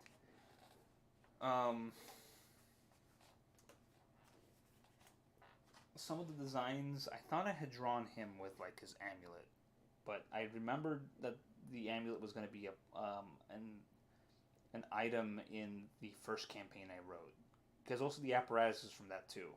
Essentially, the apparatus and the amulet were both taken by one of the main characters from that campaign. Because after that campaign ended, when it did end, they were going to go off and continue on their own adventures, and along the way they were going to start off. I told myself that character probably started this town, hid the apparatus there, gave the amulet to whatever leader joined in or became the new mayor of this town as a way to defend things. And along the way, the amulet's usage and the apparatus and the knowledge of the apparatus faded with time. So in the next 20 years,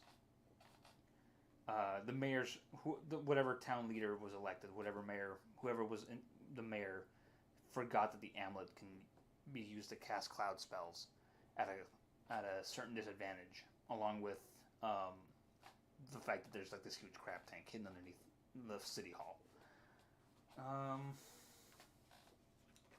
I still need to draw the the climax drawing, but I feel like I'm kind of past that at this point.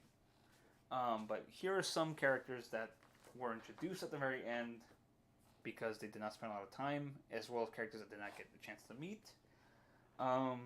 They didn't really interact with the blacksmith and the two blacksmiths, Stoney and Woodford.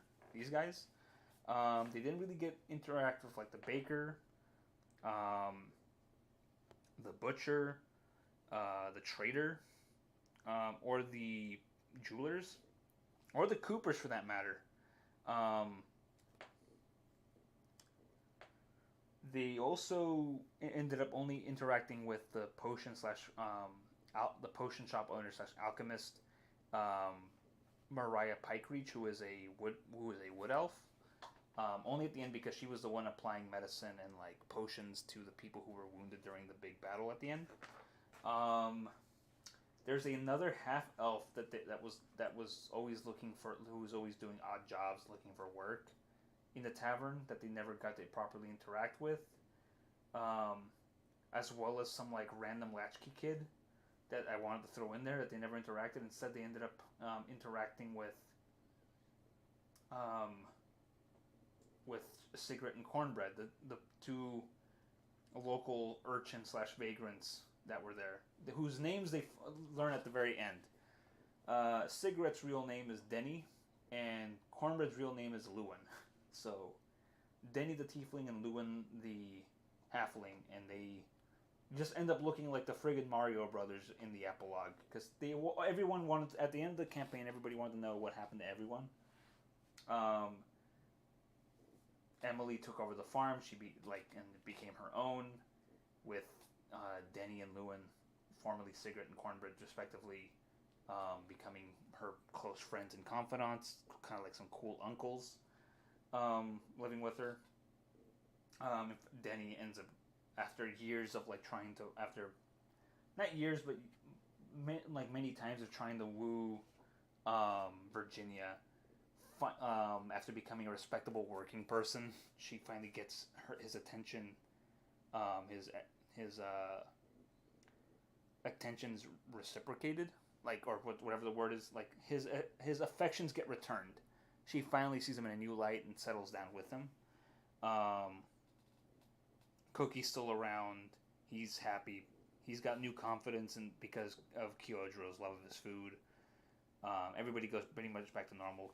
Because there's no mayor, they decide that the captain is the person they want to essentially defer for leadership, but they pretty much self-govern. I guess it's sort of a thing I kind of took inspiration from this whole weird sovereign citizen movement. In that, I guess they believe that because the sheriff is like a local, the only publicly, um, uh, the only publicly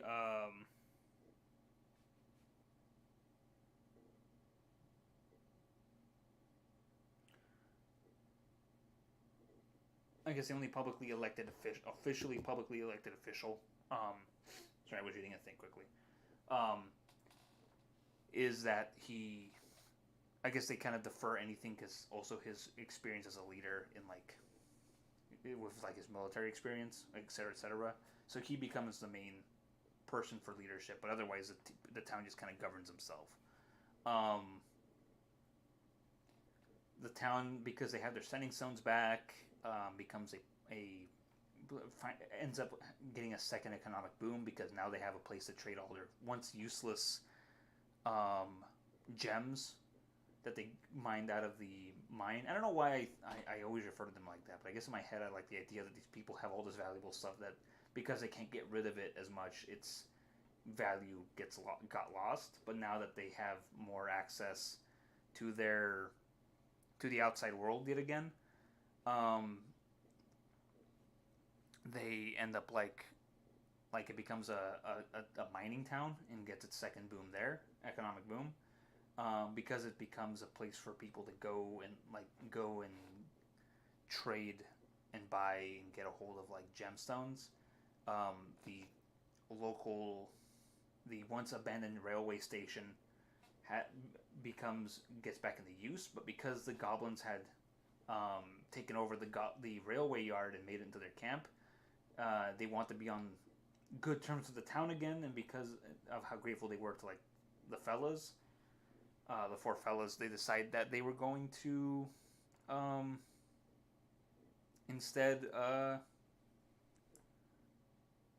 make it up to the townspeople for all the thievery they had done, and essentially become like the new like a railway station employees. Like they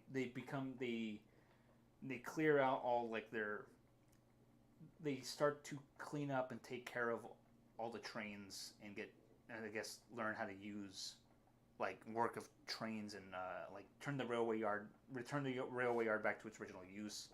And Margwin, the Goblin Queen, becomes the station master. Funnily enough, so I now have to draw this Goblin Queen who you would walk around this like torn, like over the shoulder like top and like this fancy torn like loincloth thing. And I have to draw her in like this station master's outfit, which I think is much better. I think that's what the main thing I did. I think one of my players asked me if Emily ever found love, and I said like I think she meets a young man, because I think in my head I sort of want her to settle down, but also I like the idea of planting the seeds of meeting her again as a paladin of Babe, Veryl's deity, but I don't want to make any promises, so I don't know. In regards to a lot of like planning and stuff, like I said, I wrote up all these characters, including Umberto and Zag and Panther, which I ended up just adding in kind of as a joke character that became very, very lethal very quick. And then here's how I kind of like plotted out sessions. Essentially, I would write out where I wanted to go with every session, and then the next session would be built out of the results of the prior one and see which ones would make the most sense, and I would just kind of build off like that, you know. So, I would write on cards some of the items and like character sheets. Can't show you that because that is the XP thresholds. I started writing down. Initially, the stream was going to be like a video in which I would kind of like explain everything in like a fun little like quick video, and I started writing a script a little bit, but I realized this is not my strong suit, so I decided to just do the stream instead. In my prior campaign, I did write out the same way. That's kind of how I learned how to do a lot of what I did.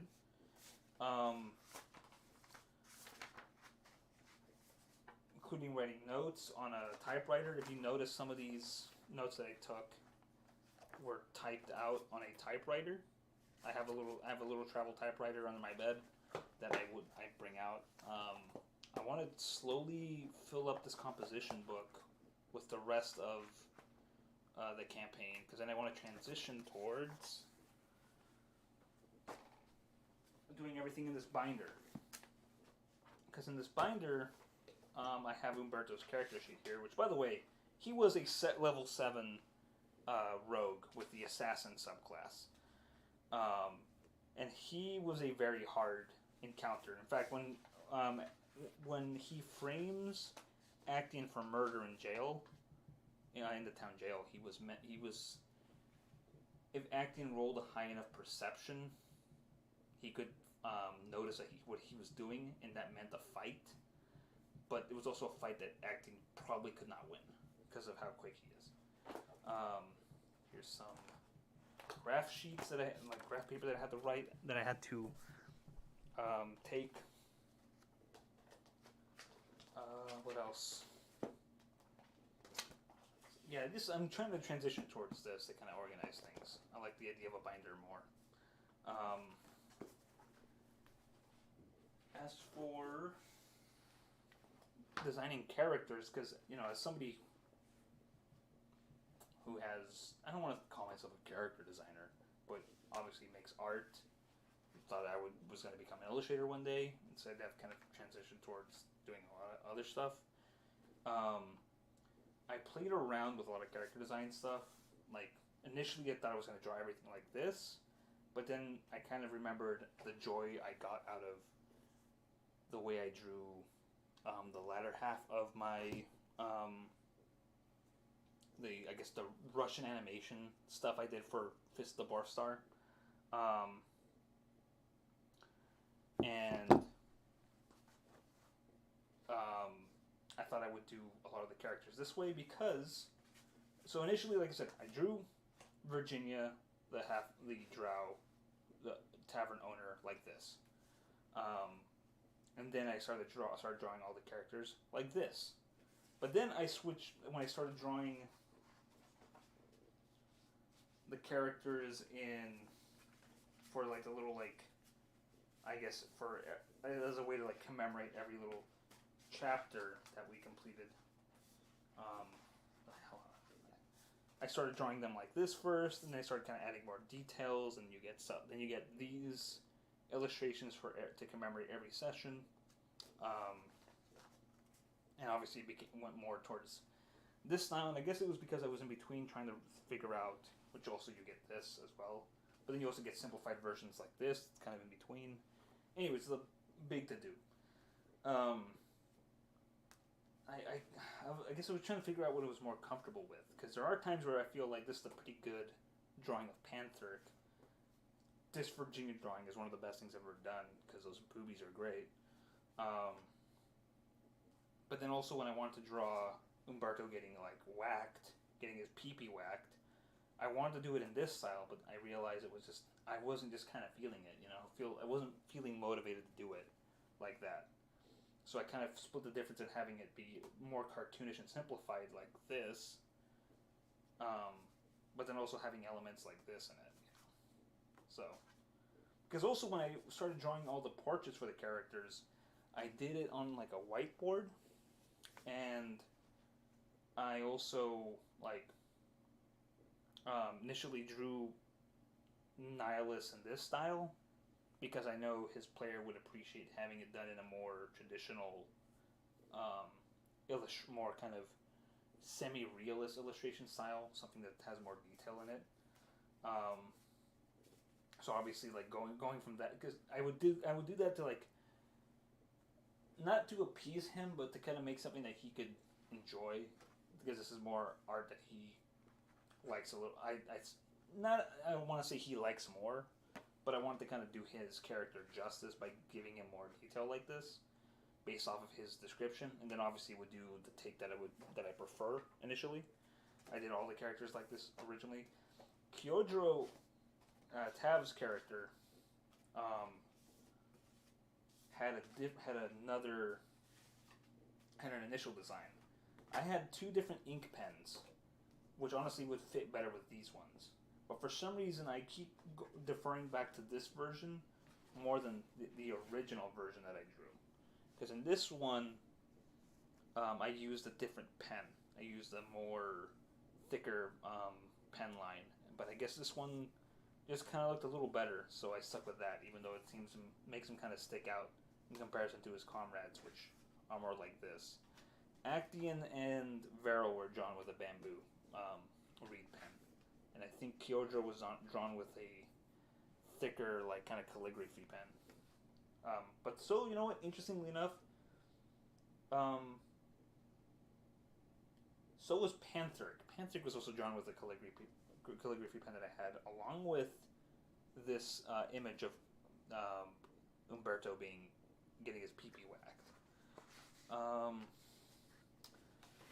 Zag, Virginia, and Margwen, this initial one, were all drawn in pencil. Virginia's initial artwork, she initially looked like this, but I was not a fan of the pencil lines because I thought they were too faint. They work here, but I didn't like it on hers, which is why I went back and did those pencil lines. Veryl's character design was the hardest to do because I wanted him to have the Outlander background that he was supposed to have, of him being a person who essentially lived in like the lived in like the wild, and then became a cleric of this pig god. So initially I wanted to have, like, I drew all these like practice things of like how would a person who lives out in the wild, who's a trapper, look like if he wanted to make his own cleric outfit. So I looked at a lot of like the way a lot of people draw like clerics in D&D, along with like this kind of like Outlander, because it's an Outlander background. So initially I thought, like, wouldn't it be cool if he were just like this, if he looked like he was like half this kind of barbarian looking guy, this like looked like half a ranger with half a cleric, and it was just hard to find the perfect balance until I just thought, like, no, he has leather armor, because initially I thought, like, what if he has this leather armor with like the cleric tabard or robes underneath, but then over that he has like a bear skin like tunic or loincloth slung over it, you know, like kind of like a caveman almost, or or your typical like barbarian. And instead I went for this kind of homemade stitched together tabard with like with the what do you call it, with like the sewn together leather armor, you know. So I went with that approach instead, and I think it works. I think it's one of my favorite designs in respect of that. I've talked about Margwen's design already. Yeah, because I think the most final version of it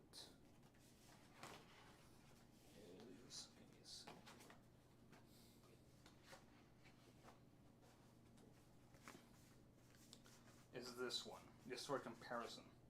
So that's like the most detailed version of it. But technically it's all designed out of that. So, and he's a bronze dragonborn, by the way. So this man shoots lightning out of his mouth, which I think is very funny. So designs. Panther, like I said, was interesting because I had to adapt the classic Panther look from what do you call it, from the Mugen video game into like D&D. Zag's design, like I said, is just kind of a reskin from the original Hobgoblin character that he was sort of based off of, that my players from my first campaign that fizzled out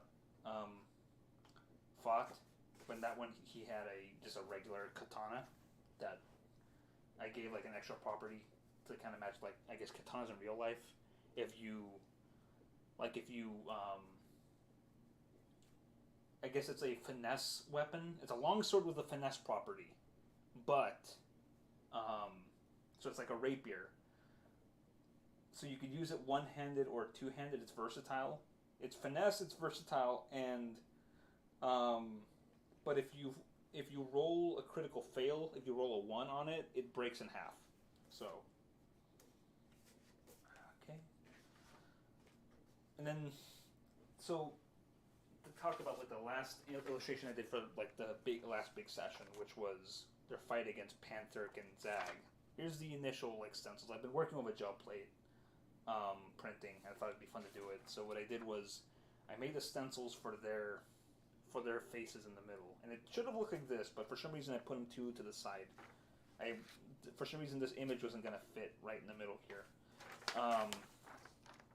But essentially you have Actian in front, which I think I don't make him tall enough. He's literally 8 feet tall, so he's got like 2 feet above Kyojuro.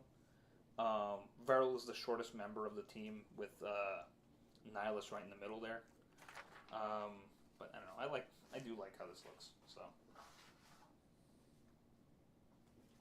let's see.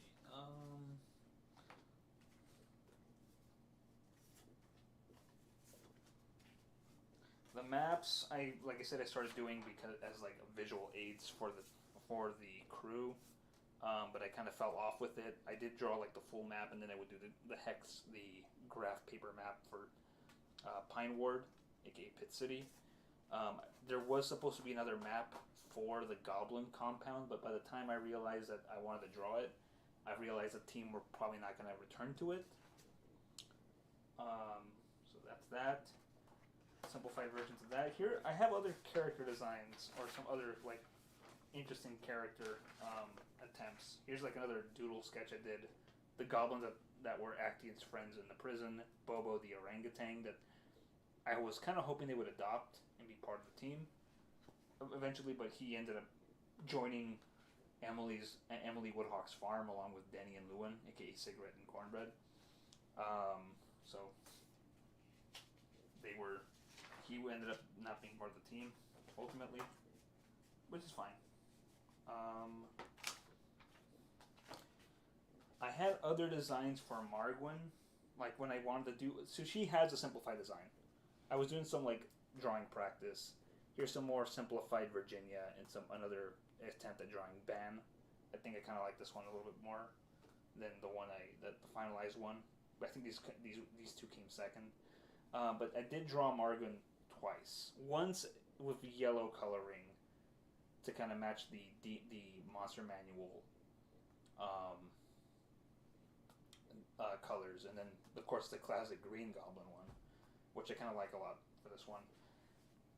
Tav, Kyojuro's player, suggested when I was telling him about my difficulty in drawing Margwin and not having her look like a lolly, suggested that I make her a short stack. So I did draw her in this style that was inspired by this artist that I follow on Instagram named John Bliss. So I started playing around with his style, and then drew her like this. But ended up realizing she looked too tall. But mind you, like, if I did draw her as a short stack, as Tav called her, I guess relative like to the size, she would still be goblin size, but still proportionally she doesn't look right. So, but I did draw her with Big Booba hanging out from like underneath her ripped up top or whatever. So I think I have more. Yeah, here we go. I drew Actian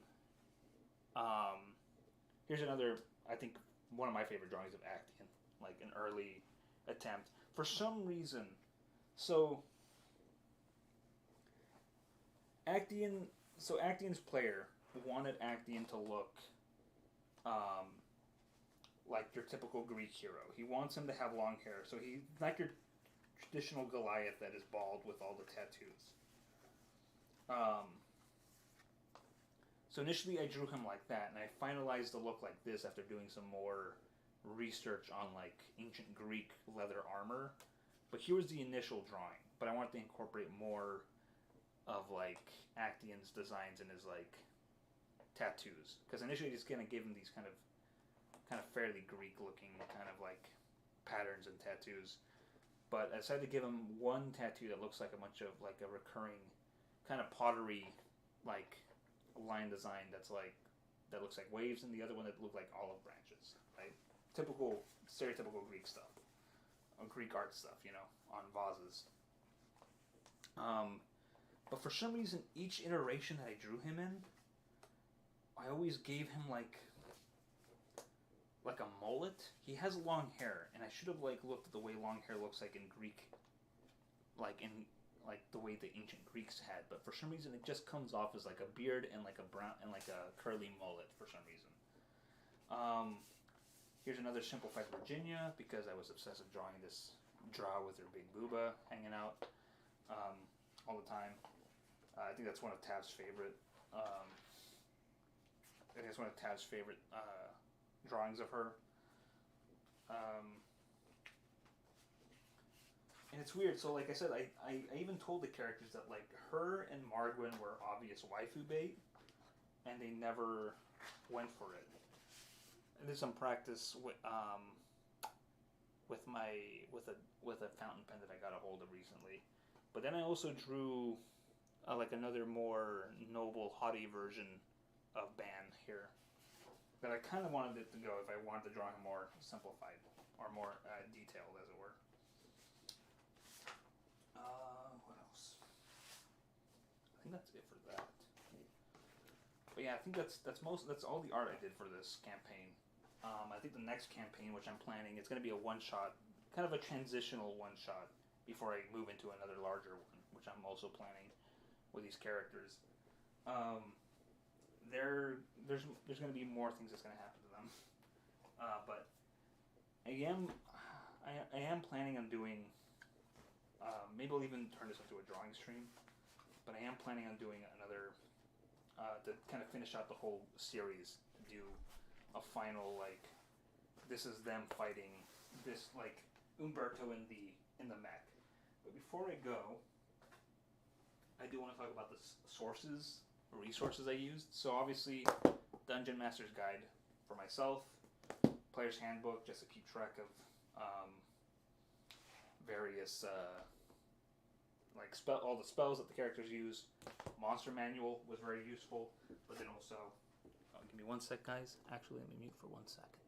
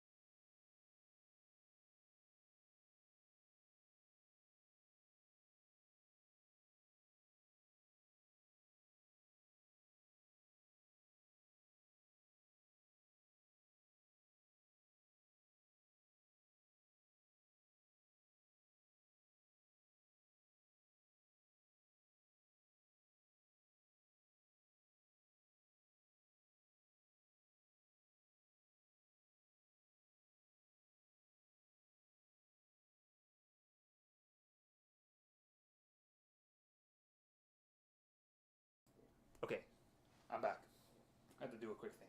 So I use the monster manual, and then I also, to kind of streamline things, I have the challenge cards too for challenges 5-0, which I think are now maybe pointless because I think the guys are way above that. I think they're still in the 5-0 range, but I use that. I've had Xanathar's Guide, which is very important because it also has the spells for one of Nihilus's spells, which is Mind Spike. And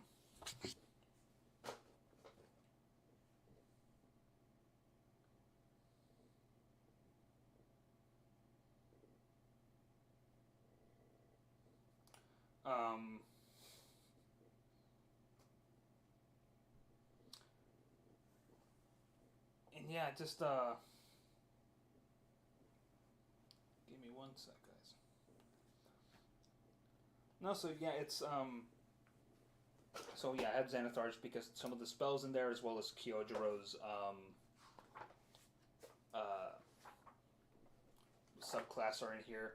Interestingly enough, when I was helping, when we were doing this session 0, figuring out everybody's class and whatnot,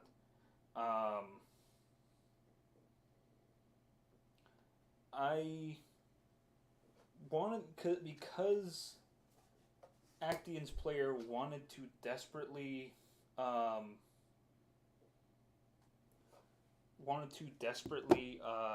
not wanted to. Okay, initially, here's a funny thing about about planning stuff.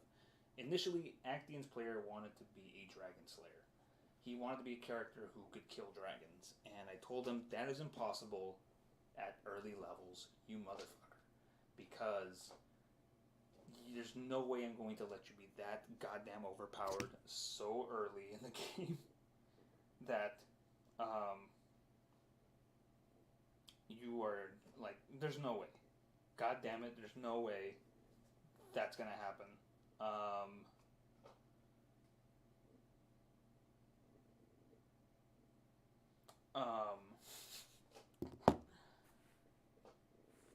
So I told him, maybe you can do maybe play a ranger, and then for your favorite enemy, pick dragons and dragonoids, or draconic,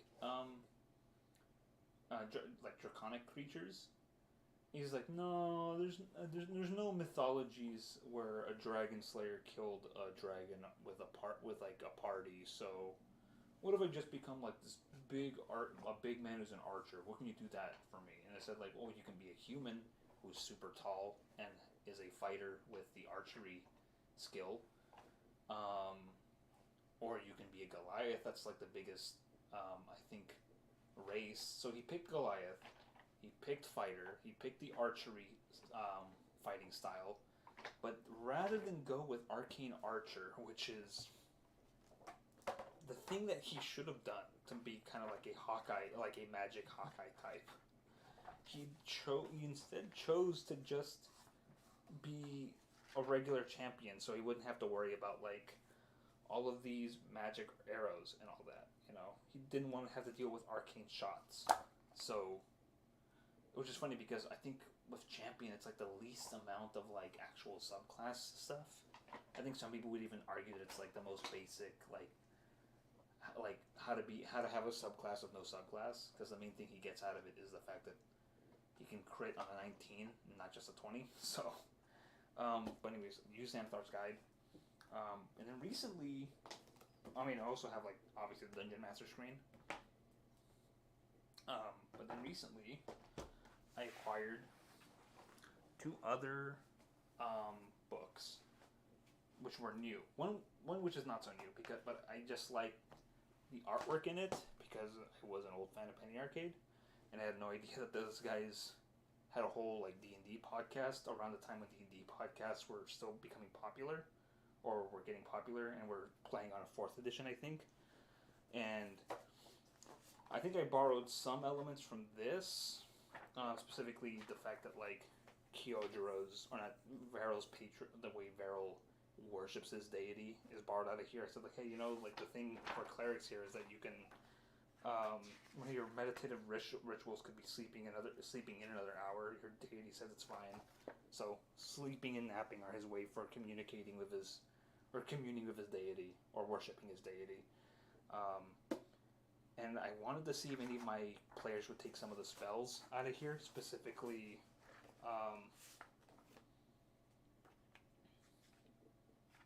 Let's see.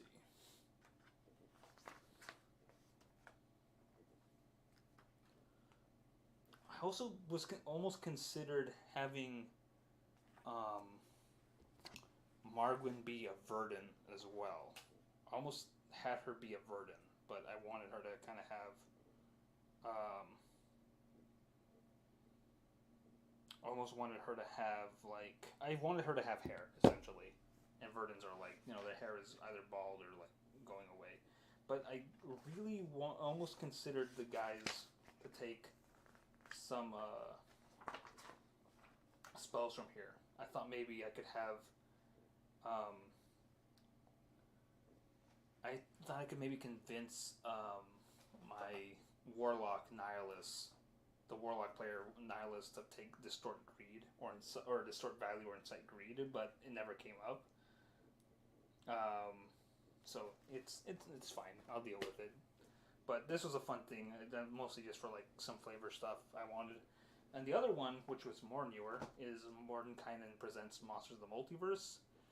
This was a huge help because I could refer to stuff like, what do you call it? One Kenku traits for Umberto, and then two Goliath traits for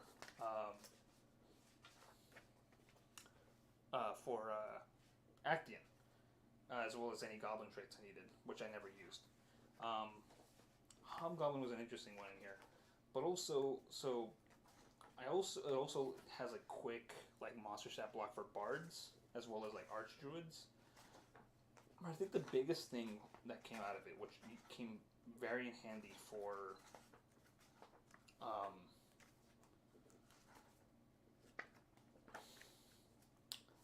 for when I came to fight Panther, because it's a level 3 creature or monster, is the martial arts adept, and that's a level 3 fight, and I think along with them fighting.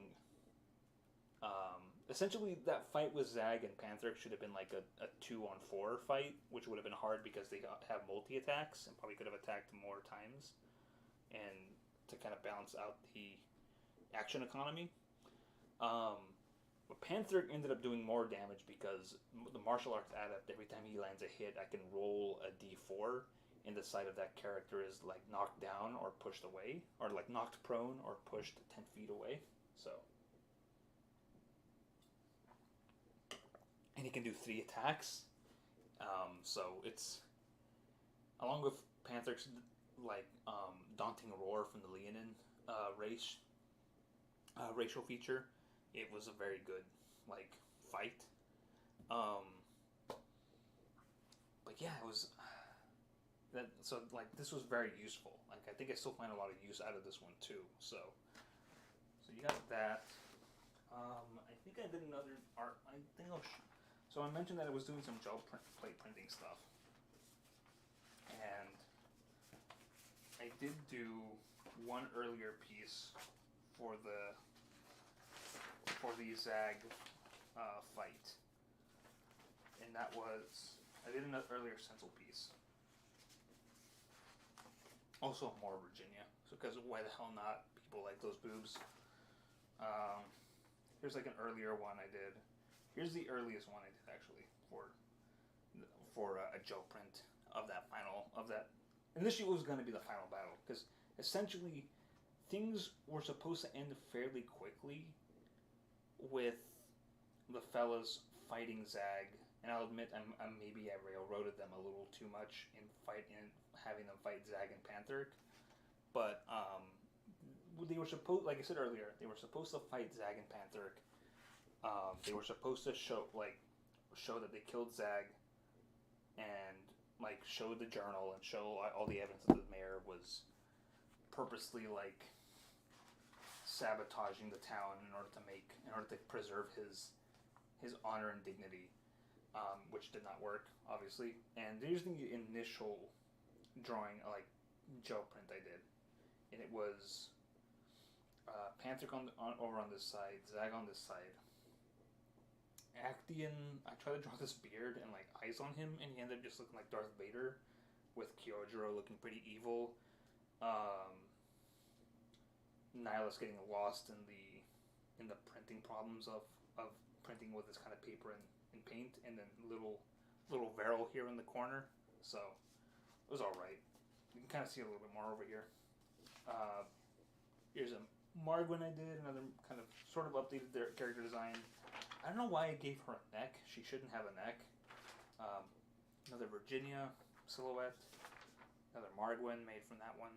Honestly, actually, this is kind of the final piece. I initially drew this with like wax crayon and tried to do a wax resist print with that. I think it's all right. I think I like this one more. But yeah, it's. I don't know why I drew her with a neck. She's not supposed to have one. Weirdly enough.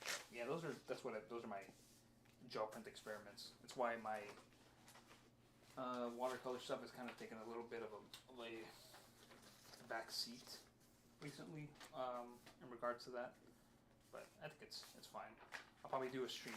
I don't know. I don't feel super confident doing a stream where I play around with my gel print experiments, but I guess that will do it. You know, I had a lot of fun with this campaign. I think the main thing that I'm taking away from it is I do have a fear. I think my main fear for working on this campaign is I'm afraid of like killing my players too early and then having them be sad or offended or being upset at the death of their character that they maybe grew attached to, and then not wanting to play anymore. Like, oh, my character died, so now, like, I'm just gonna give up on this character. I'm just gonna give up on this game. And I feel like I should trust my players enough, Like, but also have a fear of, like, giving them really hard encounters than they should be. But then also at the same time, I feel like I should trust my players enough to figure out what to do in a hard encounter. So I think with whatever the little one shot I'm working on right now, as a little filler, finally, Kralos live, but I'm almost done here, dummy. You just missed it. You just missed it. But anyways, I think my main thing that I want to work on is just kind of like trusting my players to, I guess, just figure out like the situations they're on. Like if they fail and they die, they need to just like accept failure and death. I feel like my two veteran players, Tav and Actian's player, will be more accepting of it. I'm afraid of like finding out what would happen if like I kill Varel or Nihilus. I think Nihilus's player, because he already has another character in mind, probably won't mind it as much. But I also feel like depending on the circumstances, like character death can either be kind of fun or understandable, but also if it feels like the things were stacked and it's constant failure.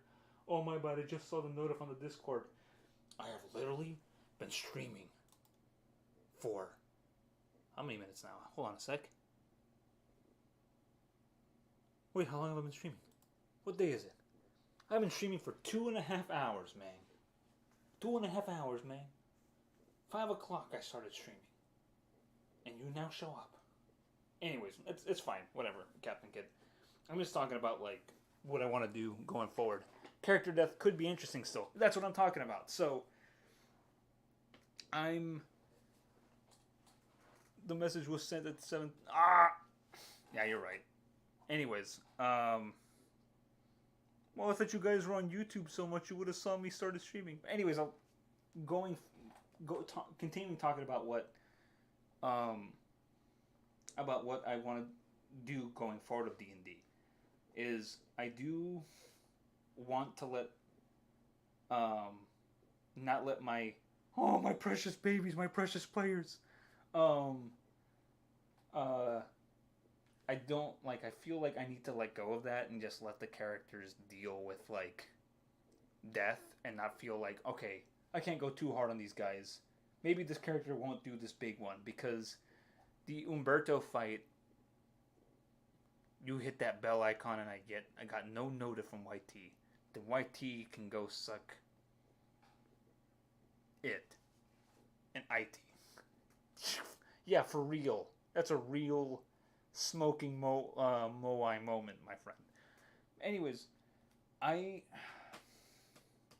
like I said, I want to really,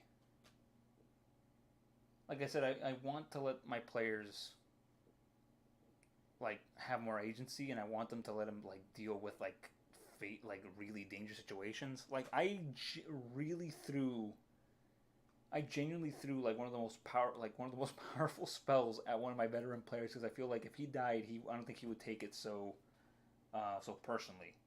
But regardless, I was gonna tell my players anyways that like um if they wanted to, uh, they could like they could have before the next campaign starts. If any of them wanted to like retire their character to try out something else, they are welcome to. I think the only line I would draw it on is if all four of my players decided they were all going to start new characters, and it would just be a new campaign, and I don't want to do that. I want to still stay in. I mean, they could still take place in this world, but I don't want them to go. Um, I don't know. I guess I don't want them to just like start brand new. I want them to like. I want to give the opportunity of some of them to change like a character, but also like and have them just be like, well, guys, it's been fun, but I gotta go my own way. I'll see you around. And then another character takes their place, like, hey, just got on this train and couldn't help but notice, etc., etc. I don't know. It's tough because like I want them to continue, but I also want to give my players the option to like maybe sideline a character that like the character they made for that first campaign, and give them the option of like, so like he's done. He's gonna go do his own thing for a little while. Here's another character to join in. So retiring Goku to bring back Red Wing. Red Wing is probably a level 10 by now, Tav. It's been 20 years, and I have plans for Red Wing. I can't let you. I want to let you have Red Wing, but man, I would have to justify him being such a low level with the rest of the crew. Like I could not let you play a high level Red Wing with a bunch of people who are barely level 6. I could not do that. But I don't know. Like I said, I mean, if I know Actian and Nihilus players specifically, they have other characters in mind. I don't know about Veryl's player. Waking up from a coma that took his levels. I would consider that, but then also here's the thing: I genuinely have Red Wing existing in this world somewhere else. Like he is a construct. He could have been deactivated, but but I.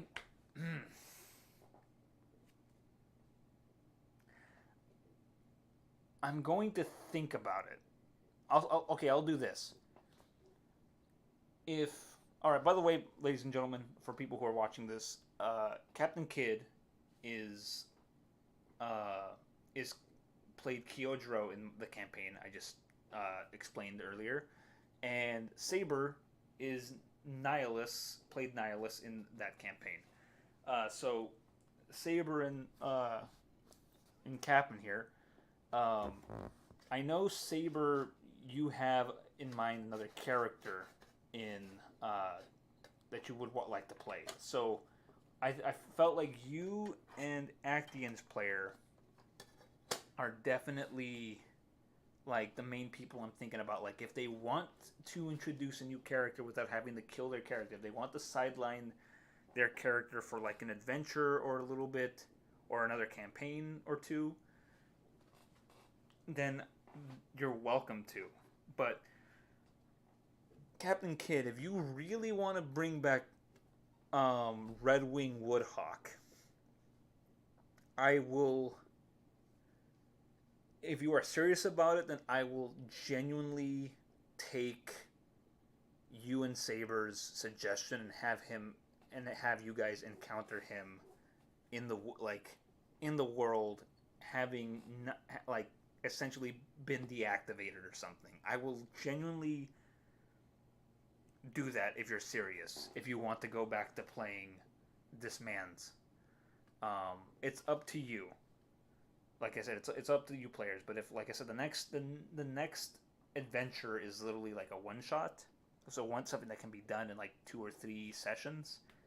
Um, it's a fun little filler arc, as the kids in anime would call it. Um, and like I said, and I think it'd be like a good way, like if you guys were considering like, I guess I will do this. Hold on to your characters for the next short adventure, this next one shot as the little for this little filler adventure. But when we get to the next big one, then no, I'll wait to see what you have in store for him. I'll keep playing Rengoku, and if he dies, I have an idea for a paladin. Cool.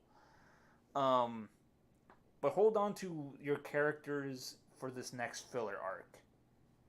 And then when we get to the next big campaign, again, for the next big adventure, then you guys can decide if you want to retire or continue with your character, you know. I do like the progression that I've made with Nihilus. He's got a nice arc. That's the thing. Like, I feel like Nihilus has a very good like one of the fun things about playing D&D is that every player is valid, obviously. So it it means that like technically every character is a main character. There isn't like unless you're someone like Veril, who is played by Terumo, surprise surprise. Like, the funny thing about the way Terumo plays Veril is that he feels like he should, like, Terumo rolled main character stats for Veril, but Terumo plays Veril very much like he should be a supporting character, almost like a background character. But like the thing is that like he's just too goddamn strong and good, so I have to I feel like it's a good way to kind of like keep Terumo involved, and keep Veril involved. I have to keep throwing little cryptic things at him, and let him do with those info that he pleases. But with your character, I feel like Nihilus is the kind of character that like he has a good progression, but he kind of has like a good out, just in case. I feel like every character has a good out if they want to be sidelined. Man's an NPC that could commit genocide. Yeah, with Fireball, you know. But like, I feel like if you wanted to, Saber, you could say like Nihilus's patron has sent him to go somewhere else, and he has to do it by himself. So he's gonna part ways with his companions here. If you wanted to explore other types of characters, that's a good way to do it. But also, I feel like every character could also do that. Like, I feel like Rengoku could be like, guys, well, well, fellas, this is you are odd. Well, guys, you are odd fellows, but this has been you have great adventure. I've had a great adventure with you, but now I must return home, and meet and face my demons and reunite with this farmer's daughter with the shepherd's daughter that I love so much. Perhaps we will meet in the future. Perhaps we will meet again. And then he walks away, and then all of a sudden it's like, oh, I guess that's it for him, huh? It's been real. It's been good. Might say it's been real good. You know what? I never drew Emily, so I think I'm gonna continue to stream because I realized I had never properly drawn.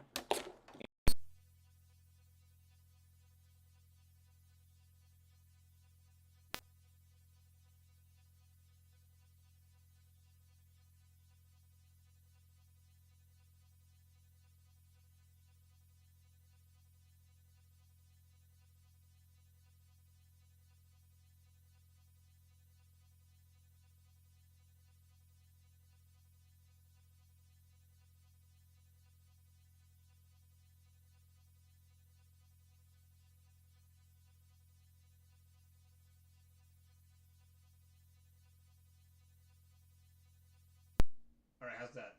Is that better? Yeah. Let me just double check again.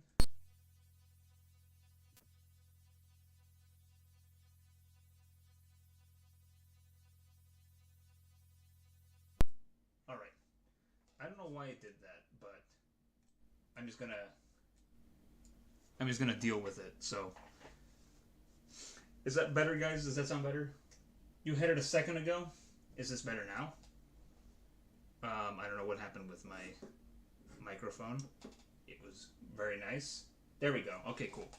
Anyways, I feel like I should draw Emily Lewin and essentially the whole. Good. Thank you. Um, like I said, anyways, like it'd be funny if you did that and then all of a sudden just like, well, Rengoku's gone, and you guys are wandering in the forest, and then you come across this like, you come across a Red Wing, like the way you would come across the friggin' Tin Man in like the Wizard of Oz, you come across Red Wing the same way. That'd be fun, but I think man, you know what? Here's the funny thing. I think character death is interesting because up until then, you really built up everything about the character, and then to have them die, have their story end there, I think is very interesting. You know, because I think we're so used to the like character death sort of being almost a little predictable, if not surprising, in like a lot of like series. Like, I mean, to be fair, Rengoku, the character that you've based Kyojuro off of, in Demon Slayer, dies when we like not long after we meet him. So it would be fitting for Kyojuro to die in the same way. Anyways, I'm gonna draw Emily real quick. I don't know. Actually, before I'm gonna give myself a little bit of time to like figure out how I want Emily to look like. I just can't draw like a girl version of Farmer Woodhawk, and then call her Emily. But in my head, for some reason, I just think of the Mario Brothers when I want to draw Lewin and Denny. Sorry, Lewin and Danny.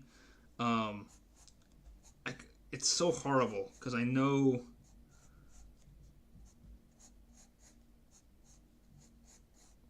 I feel like it would be like this, you know.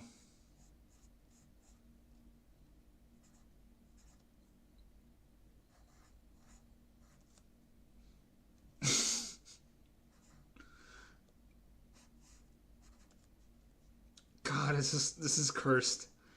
This is the most cursed thing I've drawn in a while. So, you know, I think I have less experience drawing Mario characters than I do, um, Sonic characters. Weirdly enough, like I can't draw these goddamn characters to save my life, which I think is fine because, like I said, I think I was a Sonic kid growing up.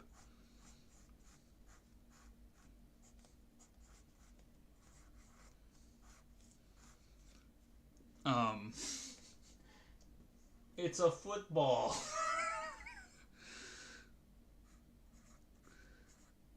No, I don't know why I thought like I'm a baby. I'm a baby, Danny. No, Lewin, you're not a baby. You're a stone. No, I'm a baby, Lewin. And just drops him.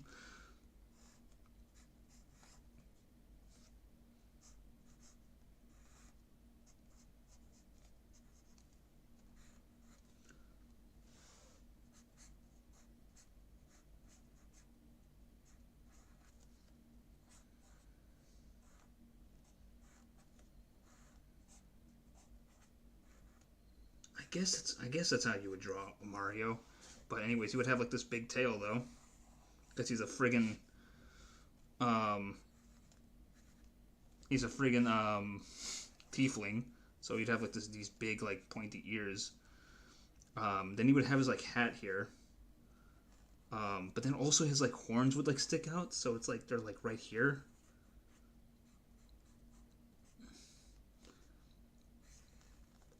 God, this is horrible. Oh, I hate this. This is not right. Oh. It's not right.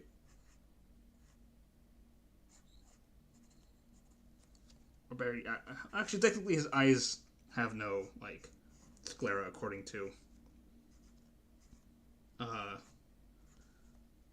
Nintendo to like Wizard of the Coast. So, but I would just do it like this background version. Is that anything? Let's let's have Rengoku die during the filler arc and have his death be a motivator for the party. I don't know. That's up to you. If you friggin' botch it during the filler campaign, then that's on you, man. But there's fucking Denny, and then friggin' I guess like Lewin would be down here.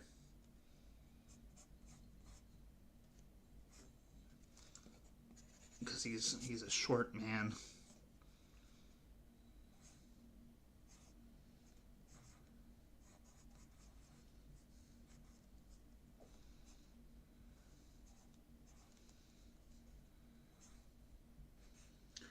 I feel like every other non-human race is the filler arc just a Mugen Train? Yes. No. Okay, I got a legit like thing for this. Trust me.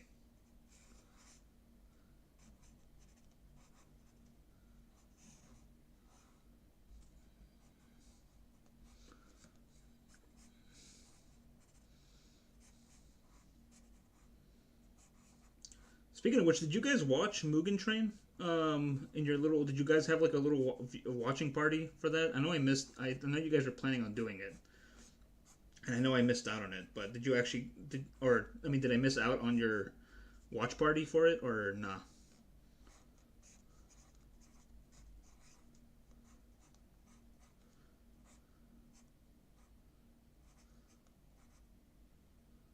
Okay, there we go.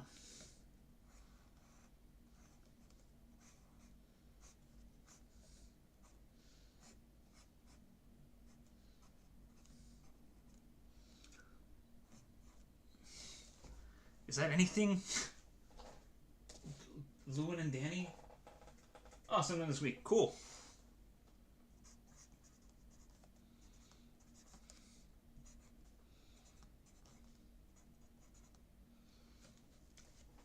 Is this anything, guys? Is this anything? God damn it. I kind of hate this. Because I hate... God. You swapped their heights! Well, okay, the thing is, like, Lewin is a halfling and Denny's a tiefling. You know? Luigi's short and Mario is tall. No! Also, this Mario has, like, a fucking tail and horns.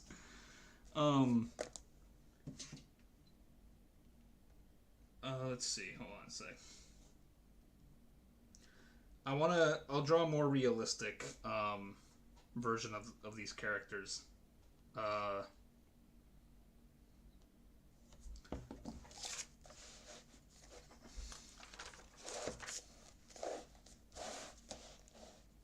Alright, how's this? Here. I'll draw a quick portrait of these guys.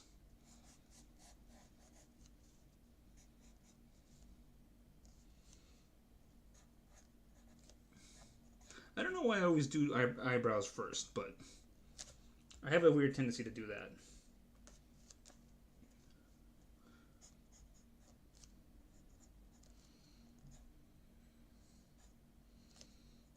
And apparently tiefling eyes don't have, like, pupils. It's just, like, all solid sclera. But would be like, you go to hell before you... My name is Jeff. Oh, look, it's Luke and Krusty. Lou would be like, you go to hell before you die. Okay, this is good. Okay, this is good, but now draw Gangster Mario. I'll kill you.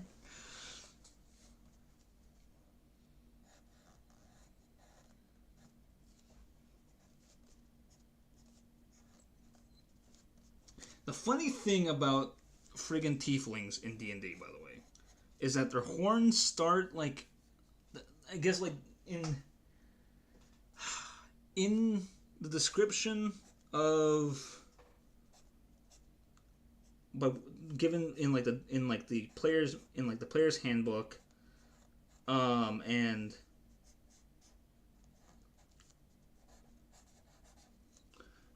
like in the player's handbook and like in other parts of D&D, they like state that like the horns start in like the front of the head here, and then like their hairline starts right behind it. So a lot of like tieflings have like really high, really receded hairlines. Who would win, Gangster Mario, just SpongeBob? Good question. Maybe the goodest question. I feel... Here's the thing. In my head, for some reason, I always pictured Lewin or Danny having, like, ram horns. Like, his horns are the same style as, like, ram horns, as, like, a tiefling, you know?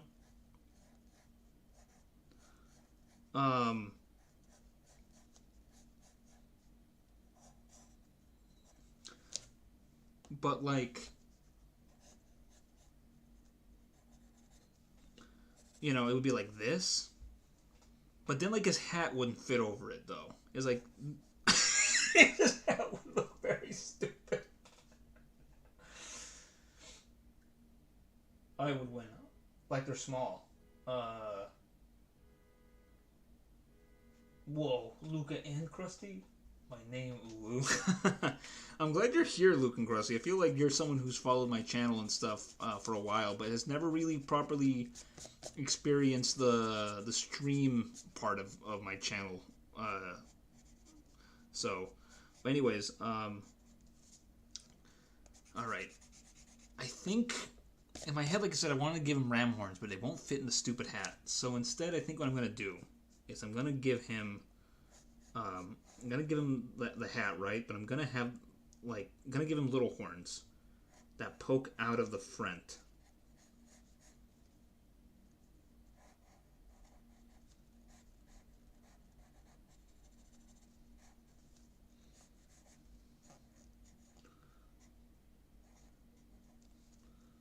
Like, they're not even gonna be like cut out. Like, they're literally just like he fucking put on the hat and like. He put on the hat and then, like, just friggin' ripped, like they just ripped right through it, you know. So Danny kind of looks like this essentially.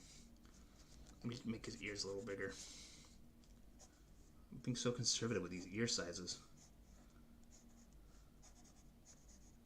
There we go.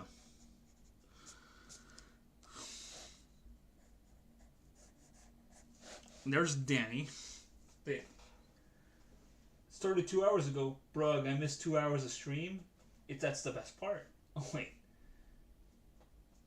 My name stream. What about this cream part of your channel? That's the best part. He looks like he should be part of a BDSM club. No. Maybe. I don't know. Who knows what kind of stuff that these guys did under the Queensboro Bridge. You know. You know, when I first met... Lou would be like, you know, when I first met when I first met Danny, he was jerking off punks for 13 gold pieces a man, right behind the old railway station.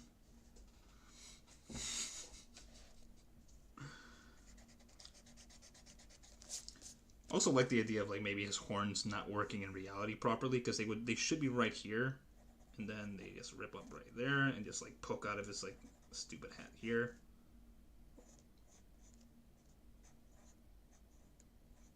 There we go.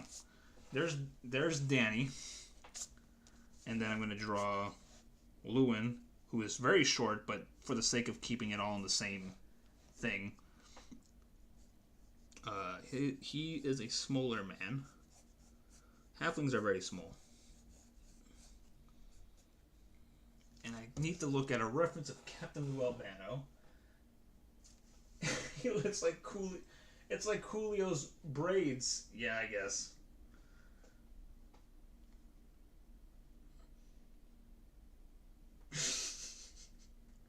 Also, like, I kind of low-key like the idea that if these guys are based off of Danny Wells and Lou Albano, they're just like short versions of them.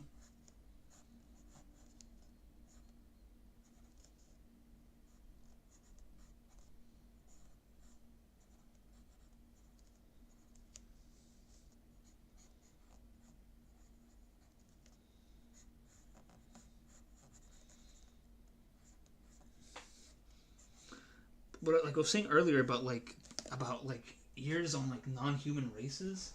Do CJ next? No. No, these are Luca and Cressy. These are characters from my D&D campaign that I just finished last week. This is our first weekend where we're not D&Ding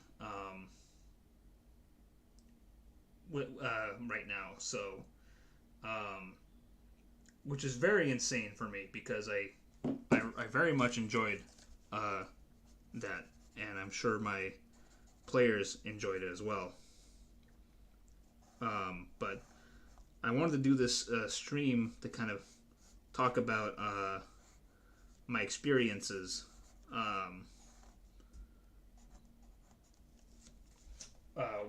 doing it. So. Why the hell did Captain Lou Albano give himself like the big fat friggin' handlebar mustache for when he played Mario? I should make this nose a little bigger.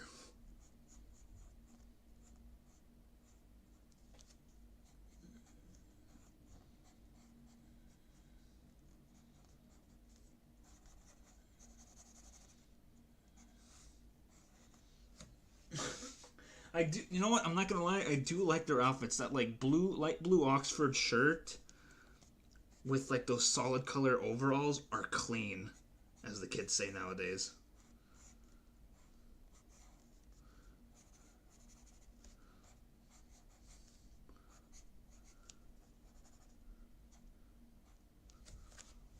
There. God damn it! Whoa, that's awesome. Yeah, thank you. God damn it, look at this. Whoa, check it out.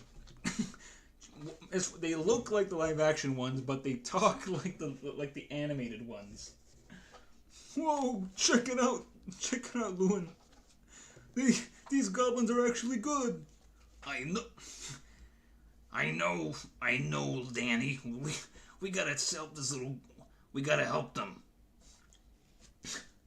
See, now I want my players who are in the chat during that campaign. I want them to imagine that whole campaign segment where they're hanging out with these guys and thinking about that final battle.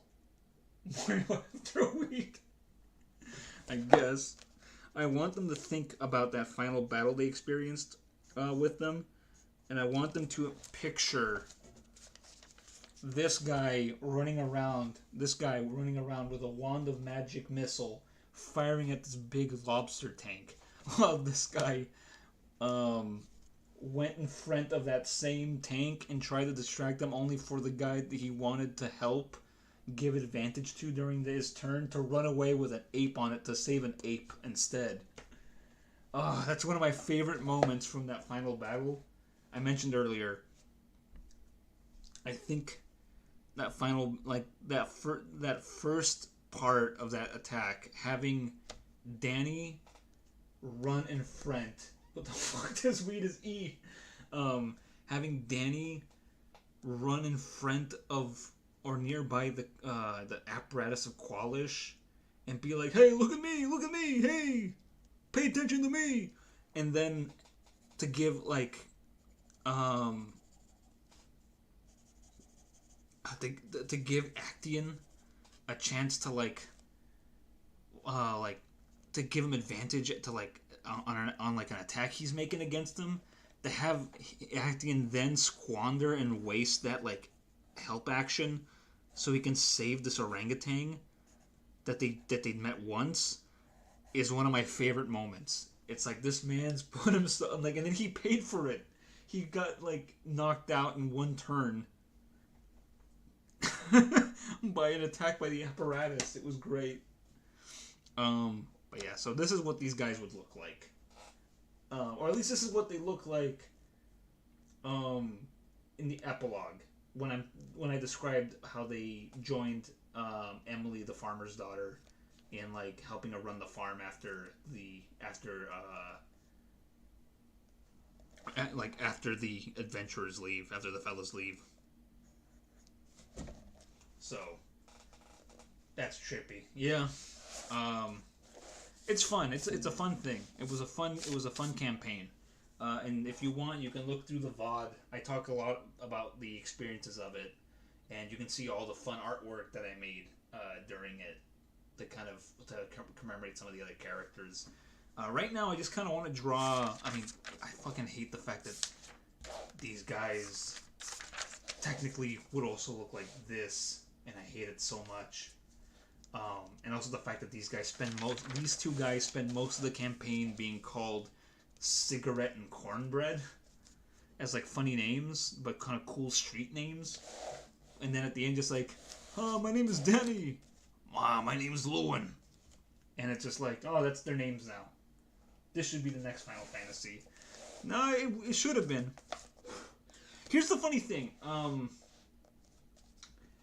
don't know what kind of things inspire campaigns in D&D for other people, but for me, most of my campaign inspirations have come from like weird offhanded jokes and references I make with my friends or the people I want to play with, as well as like, because I spoke about how my first campaign that I made and tried to like see to completion, that didn't get completed, was based off of this old, like I mentioned earlier, was based off of this Western movie from like 1980 that is considered the movie that tanked director-driven films in Hollywood that were popular in the 70s. Oh, that's real cool, actually. Thank you. It's funny how like that was the main inspiration for that campaign, and this one just literally came out because of a bunch of goddamn goblin jokes I was making in a Discord. I'm in, so that became the main driving joke with that, and I just think it's funny that like that, and then folding that into the world that I had set up in my original campaign. Because honestly, okay, here's a big funny spoiler. Yeah, goblins lol. I mean, since most of you guys have kind of shown up right now, I think so to give you kind of a little taste, if you want to go back to the VOD, here's a couple doodles I did with some of the characters from the campaign, and I talked a little bit about earlier about the design process for the Dragonborn cleric character. But speaking of goblins, I did talk a little bit about how I put in two waifu bait characters that my players did not take the bait for because their character, it wasn't in character, and I will always be a little, not always a little mad. I'm not mad. I just think it's funny, and I underestimated the willpower that my players have for how much they want to roleplay. But anyways, here's a little. I showed this earlier, but here's like some kind of simplified character designs for some of the main characters. Well, I thought they were going to interact with these two guys more, but they ended up not. and so they ended up interacting with him and this guy and some of the guards and these two more. So,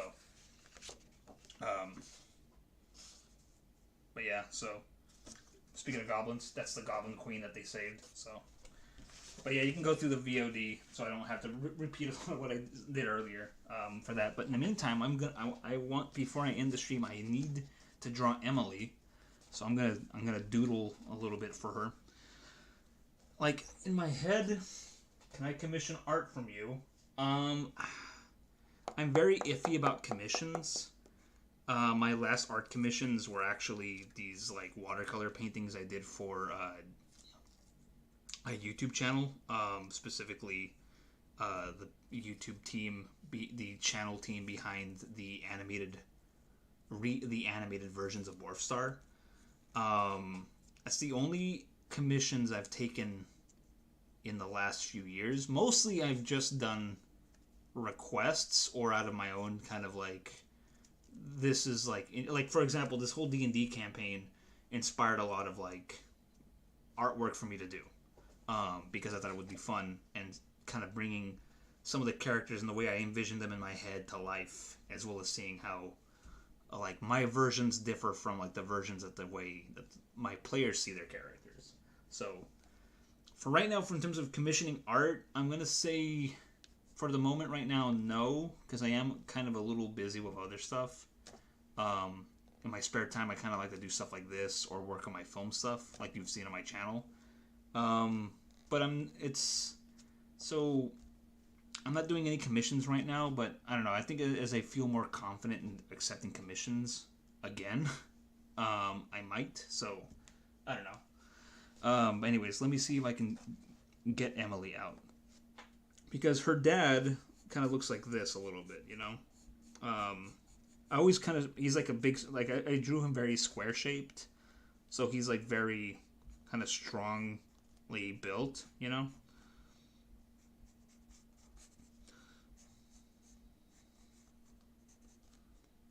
Let's see.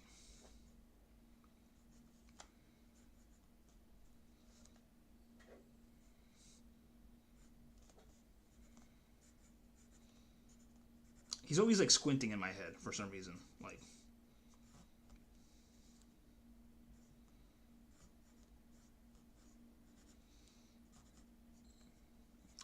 yeah, I guess he's gonna. I don't know what his mouth looks like. He's like drooling. That's right. I think you're very talented. Thank you. I wish I could. I was a little bit more confident in my art style. I feel like after art school, I lost a lot of my confidence because I was going into or at least the area I was going into, kind of took I didn't realize what kind of people I would be competing with. Because when you're in art school, it kind of feels a little like insular. It always feels like a little, yeah, like I said, it feels a little insular. Yeah, there we go. Maybe not give them such pointy ears. Like I said, I don't know why, but a lot of like to kind of differentiate a lot of more humanoid races, they tend to give them like elf ears. Like I think gnomes, halflings, elves, and maybe tieflings have like pointed ears, but like humans, I think Goliaths and dwarves in D&D don't have elf ears, which is good because, you know, I feel like you have to draw everything with elf ears then. But yeah, like I was saying about my artwork, like I didn't feel very good about my artwork until maybe I started doing like Morphstar, and that was mostly because I was like a joke and I didn't have to take it seriously. But then as it became more serious, I started becoming self-conscious again, which is why I kept switching out art styles. Like that simplified art style I showed off earlier is clearly based off of the fake Russian art that I did. So yeah, this is Farmer Woodhawk. Kind of looks like this. He looks like this. He's like an old rough man, but he's dead. He's dead because one of my players forgot that he had 2 spells that could bring him back to life, and that's fine because that was That's part of playing. That was not me not nudging him towards doing certain things. That was on him to remember everything he has at his disposal. His daughter, I feel, should look like this then.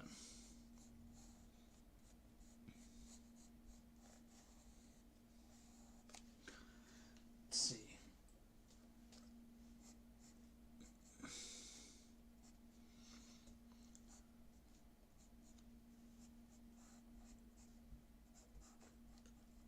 I don't know why, but in my head,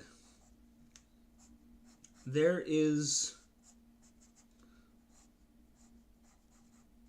I always feel she's more tomboyish than I let on. I kind of... I feel like when I portrayed her in the campaign, she was very kind of like tomboyish. So in my head, I kind of want her to like look kind of like that. It makes sense. Everyone has to take their own time and feel comfortable with their craft. Oh, I know. It's just that like when I got out of art school many years ago, and I was making art on the internet and had my own webcomic and like website, I felt very confident. But then I started kind of getting involved with like fandoms and making fan art, and that led me down a path of like having to compete with other fan artists, some of which are literally friggin' teenagers on Tumblr who were getting more attention, more people looking their way, and it caused me to feel like I had to conform to that kind of art style.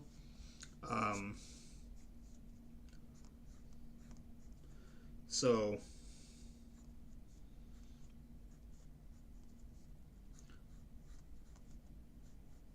I feel like I lost a good part of my way, and then when I try to kind of get back to what I wanted to do,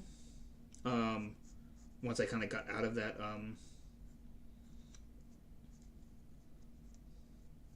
like that kind of area, I felt like I kind of lost a lot of my, I don't know, like my sense of like, I guess my sense of identity maybe is what I'm looking for.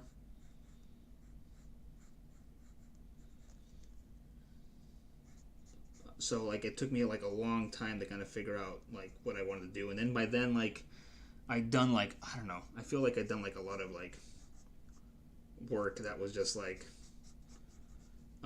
not, like I said, like like Borstar was an exception, because it was just for fun, but then like maybe make the chin smaller.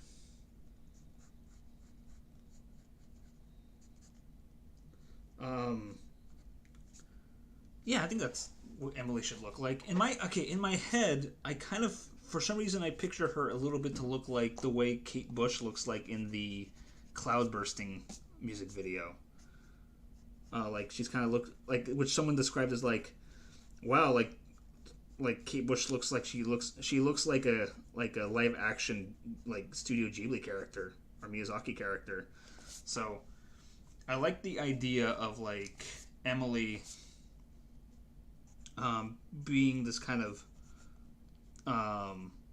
tomboy who somehow gets like whisked away by this pervy wizard in the forest. So somehow he's able to like look past her purposely tomboyish looks and decide like, that's the girl for me. I can only say this: the Pearl Saga thing was one of the most beautiful series I've ever seen on YouTube. That is the thing I'm the most proudest of, I think, because it's also the one series that I feel like is closer to me going back to my original style of like artwork. My only issue with that is my main issue with like the Pearl Saga though is, I mean, I have no issue with the Pearl Saga really. Like I think the Pearl Buys Milk is the strongest part of it. I think the ending is pretty good. I felt like I could have landed it a little better, but I don't want to mess with it anymore because I feel like the more you mess with art that you make, I feel like you start to kind of lose what it is, and I feel like it's just good on what it's gonna be. So, but like I said, I think that what I'm trying to get at is like that the art style in that I think is the closest to like my art style in real life, or like my pre-art style.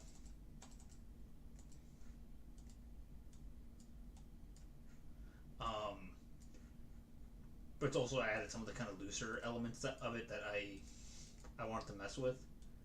Um, but yeah, like I think like the most atmospheric one is like the Pearl Buys Milk stuff. And again, I had to like learn how to draw sign, like how to write, how to like animate sign language correctly, or at least as correct as I could be, for that whole bit. So, um, Pearl goes on a date. I like a great deal. I just feel like I could have done the whole part where like, the mystery girl S, as I think I ended up calling her in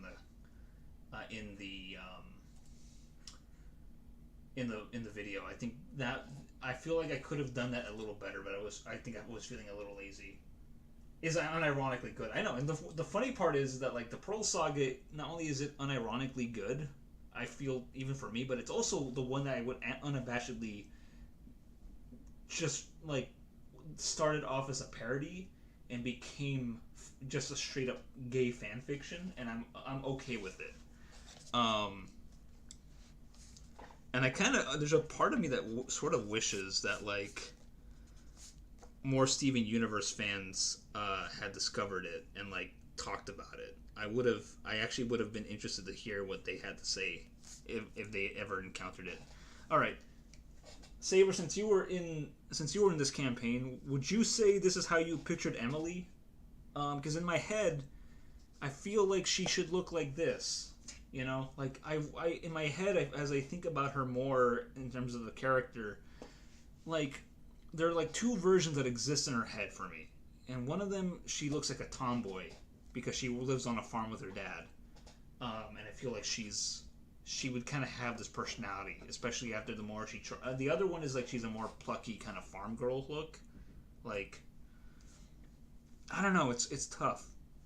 I feel like this is closer to the way I played her in the campaign.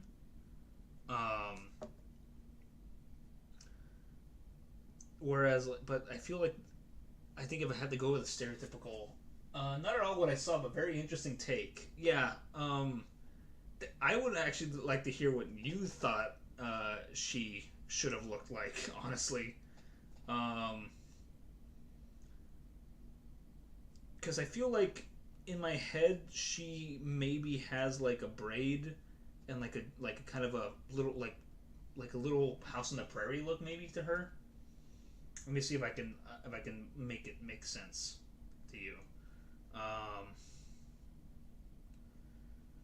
Like very I feel like almost like pioneer girl look. I feel like she should have like two braids, like two pigtail braids almost. But she's like 16, so I almost feel like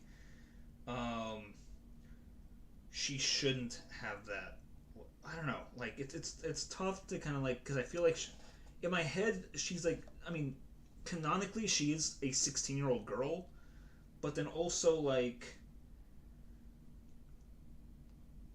but like also like it's funny. So she looks like this, and I based her off of this look, essentially. That's the look I based her off of, like from this music video, by Kate Bush, who's been very much in vogue lately because of Stranger Things. But like I said, I feel like this is how she should look. But I feel like early on during the campaign, she looked maybe like this.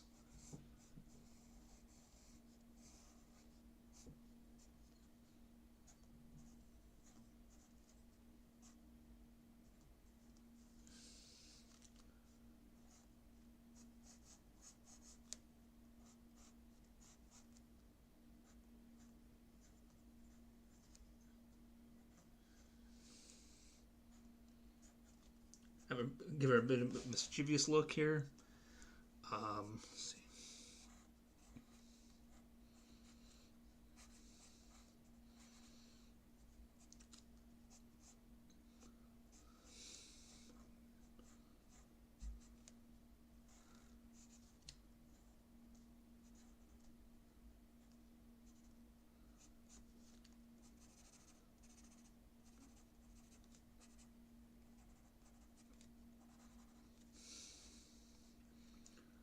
Maybe something like this.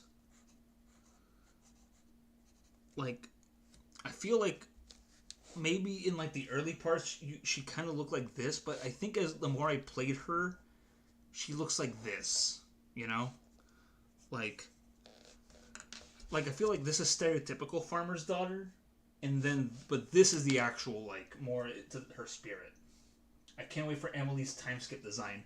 Honestly, I feel like this is the time skip design, because this is the time skip design for Danny and Lewin. And I feel like this is the one for like Emily, but also I feel like this is like I don't know. Actually, now that I think about it, I feel like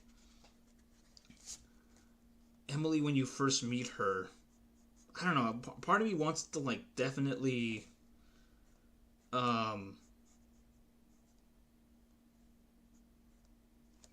like I don't know. There's like a part of me that feels like she should be like more country girly, you know, like a little like this almost.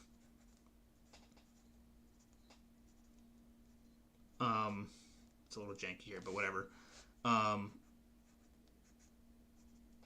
like she should be like this, but like I feel like her kind of plucky, adventurous spirit would lend her more to being like a tomboy. So she looks based. That's funny. I feel like she should, if I were to go like with a stereotypical farm girl design, she should look like this. I feel like, you know. But with like, I think with the way, like I said, with the way I portrayed her, like when I had to like act as her during the campaign, I feel like she's more like this. She's like a tomboy. I feel like she's running around in like her own pair of overalls, which I think inspires these guys to also wear matching overalls with her, you know. Like I feel like that's how it is, you know. Also, shame on you, Terumo, for you got to draw her with the Rengoku cape. Shame on you, Rengoku, Vero. You could have saved her dad. You could have saved her father. Actually, let me draw her with a Rengoku cape, actually.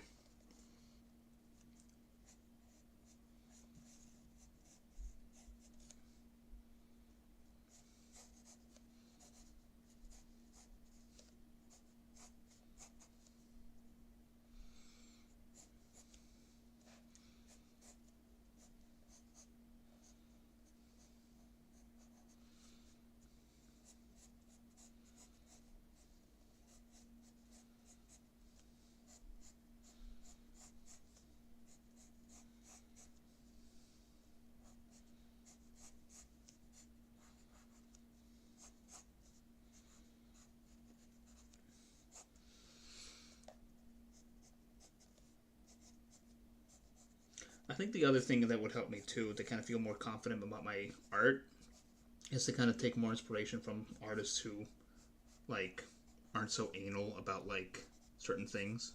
Like I know I get very picky about like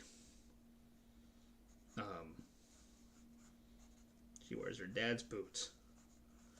She grew into them.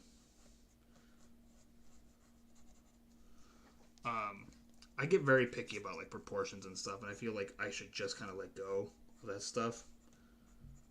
Because I've seen other artists who just kind of let like I have like a hard time with exaggeration and letting go of like a proportion of like or like letting go of like proportional stuff. So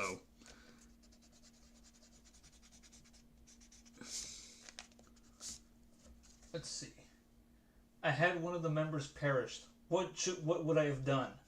Had one of the members perished, what would I have done? I did what had to be done. What does it hurt when I pee? um, I I don't know what, like, you just do what you think your character would do, dude. Like, you're a cleric. But honestly, like, being a cleric doesn't mean that you have to, like, heal everybody. I mean, you should, because it's the original role. But like, also, like, I don't know, man. I I didn't want to nudge you, and also I didn't think about it either until like after after the campaign is over.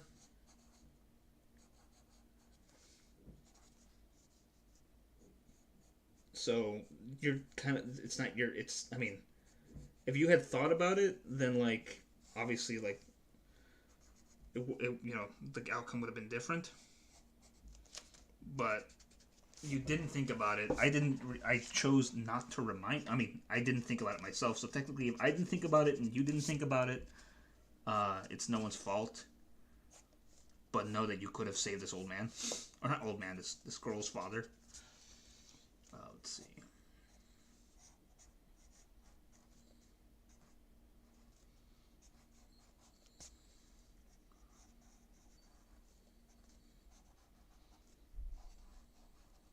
Okay. She has her own pair of overalls that I am now retconning into her wearing. Because honestly, I never gave her like a proper. I never gave her like a proper design. So, like, description is what I meant to say.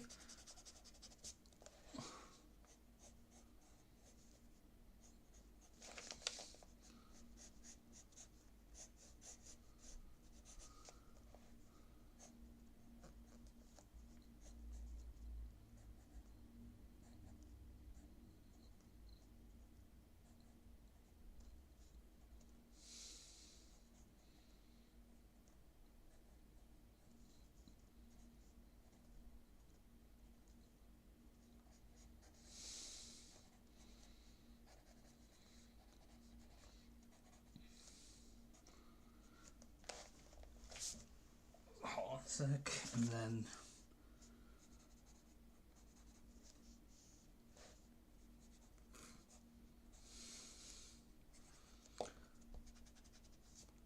I do appreciate that you gave her like her like first sword. So I'm just gonna give her a real simple sword. I don't know how you imagined your like long sword to have looked like Tav or Captain Kidd rather when you gave it to her, but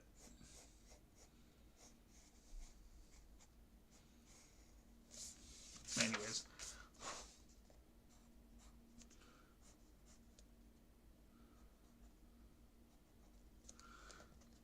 I never noticed how weird overalls are, actually, now that I'm drawing one.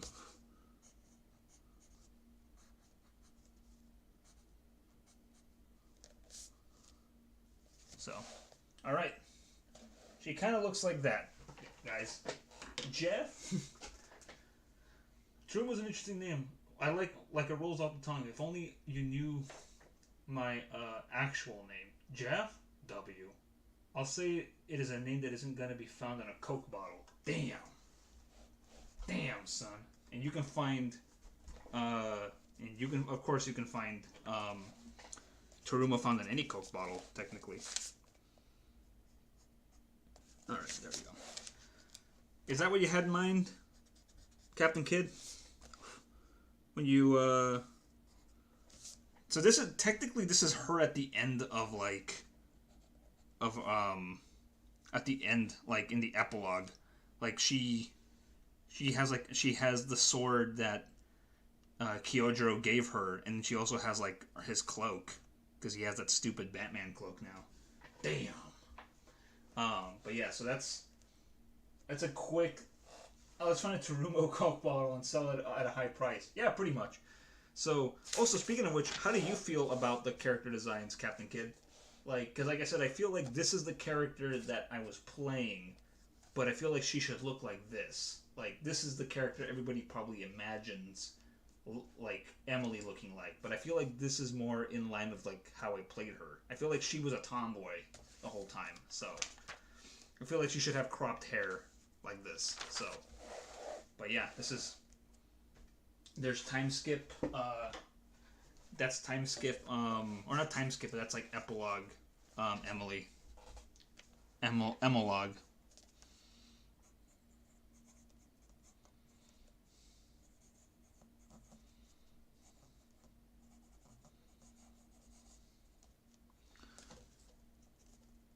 There we go. You default to short-haired girl all the time. I like the second look. Wow, how dare you? I do not default to short-haired girls all the time. Name one time where I defaulted to a short-haired girl. Right now. I'm a time skip to my bed and sleep, oh. It's been real, boys. Thanks for stopping by, thanks for stopping by, man. Honestly, like I said, this stream here is probably going to come to an end pretty soon, so I'm glad you were able to stop by and catch some of me doodling characters that I never got around to doodling. So, Mrs. M is not short hair, but thanks for stopping by, Luke and Krusty. You're a real one. Mrs. M does not have short hair. See you tomorrow. Y'all, ooh. We always needed somebody in the chat to be the ooh person. So thank you for that. Mrs. M does not have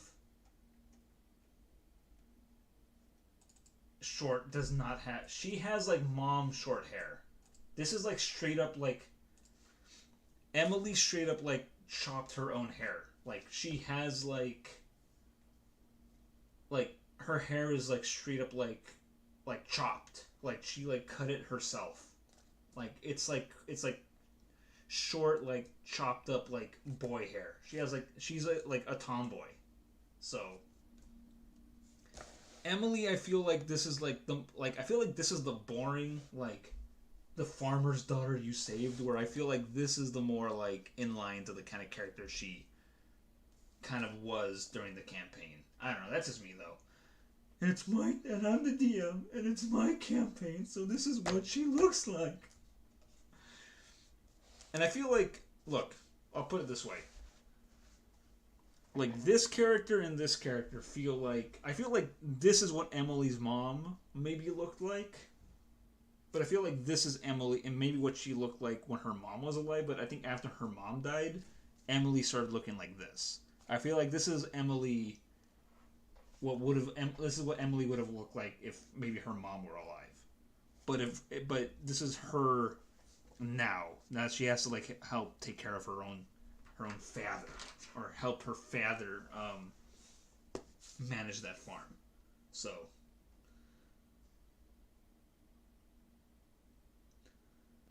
I feel like this is the Emily you guys interact with and saved from Wester. I'm trying to think what other character you guys encountered that I should probably draw. Oh, I should probably draw the Goblin Man, the Shaman. Marjo. Sorry. So.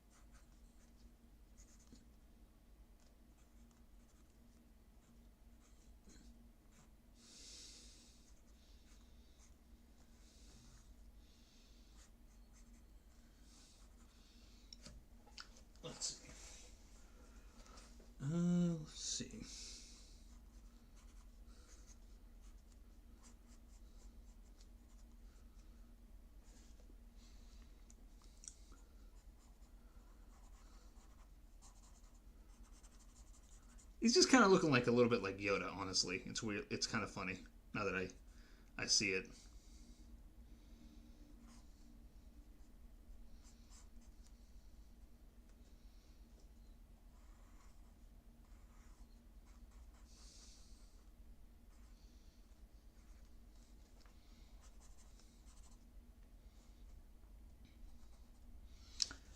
Let's see. Shaman Yoda bottom text. Yeah.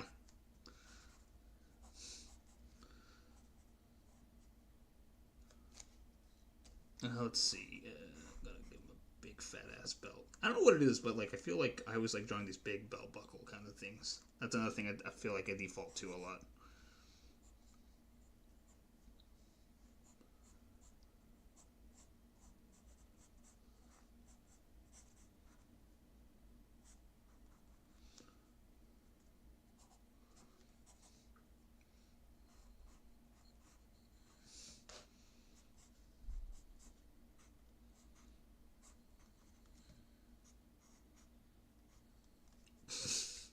God, now I'm gonna just keep thinking of Shaman Yoda bottom text. God damn it.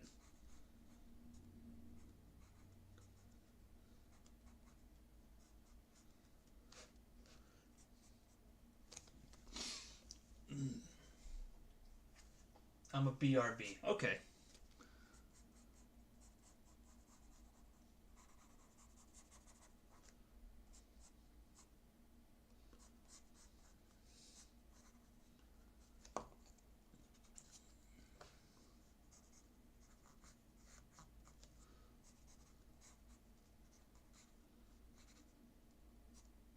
Let's see.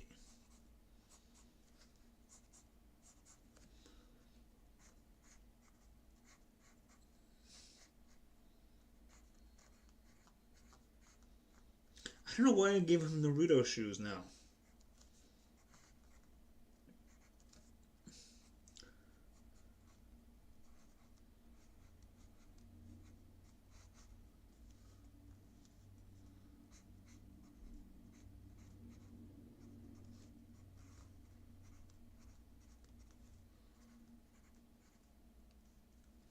There we go.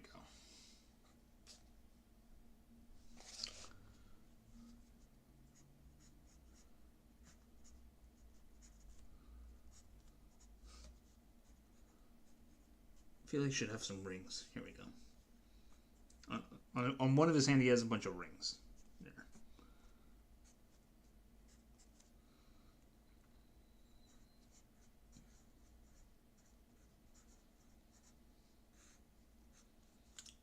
Let's see. And then crooked staff here.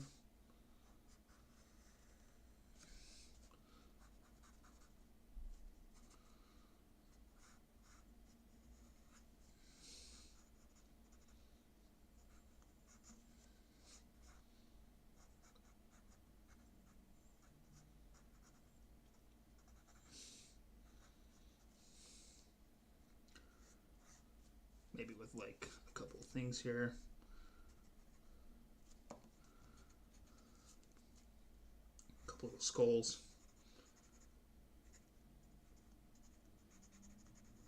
There we go. Maybe some feathers. There we go. No, doesn't look like a feather.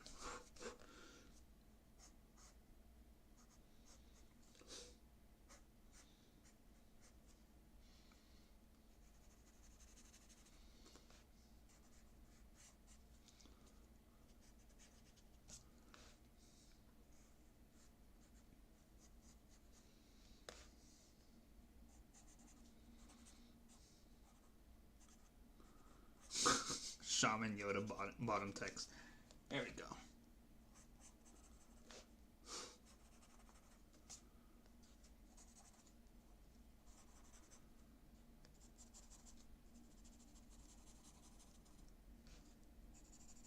Alright, there we go. Boom. There's Marjode, which I can't remember which Actian's player. I think a lot of the names, it might have been my microphone during the campaign, during the sessions, but I feel like Actian's player had a hard time, there we go, had a hard time understanding a lot of what I said about like when I would describe a character or like name a character. I feel.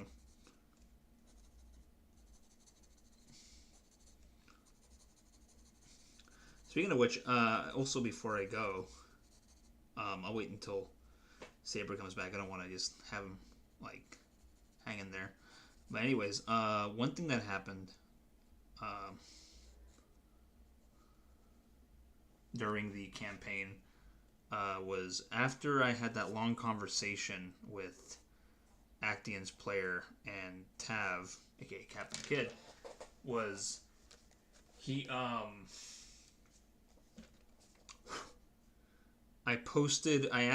I went onto r/D&D,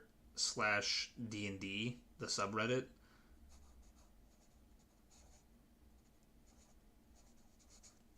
and I asked them like, "Hey, is it weird for one of my characters to want to eat this Kenku?" He's like really adamant about it. He doesn't. He feels like it's just like a bird. He doesn't think it's like a person, like or a humanoid type person. So, and now like he's very convinced that he could just like after he kills this, if he gets a chance to kill this animal or this not this animal but this creature, it can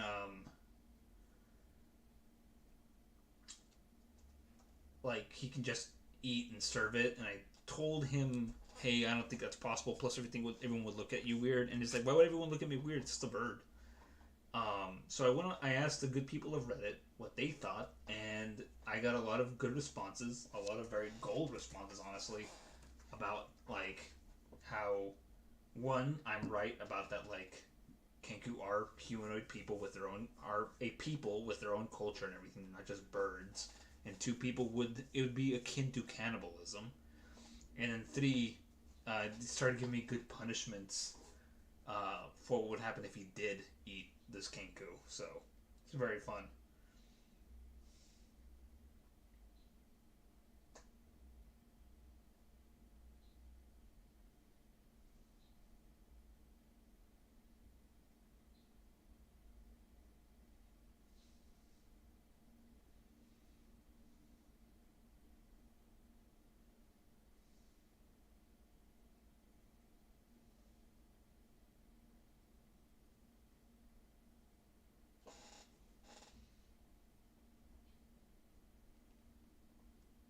So yeah, sorry, I was reading a thing. I wanted to see if there were any more updates on that thing. Actually, speaking of updates, I did post an update regarding that post because I think some of my people, or not my people, but some of the people in uh, some of the people in that subreddit wanted to know about any like follow ups. They asked like, hey, are you like, let us know what happens with these guys, and I I decided, you know what, I think it's time, like after all that happened, I decided like, okay, I'll fill these people in um, with what happened. And what ended up happening was obviously the thing I told you about, which was the whole bit about what do you call it? About the big fight in the apparatus of Qualish, which, by the way, a lot of things led. Actually, another thing I should probably touch upon is how.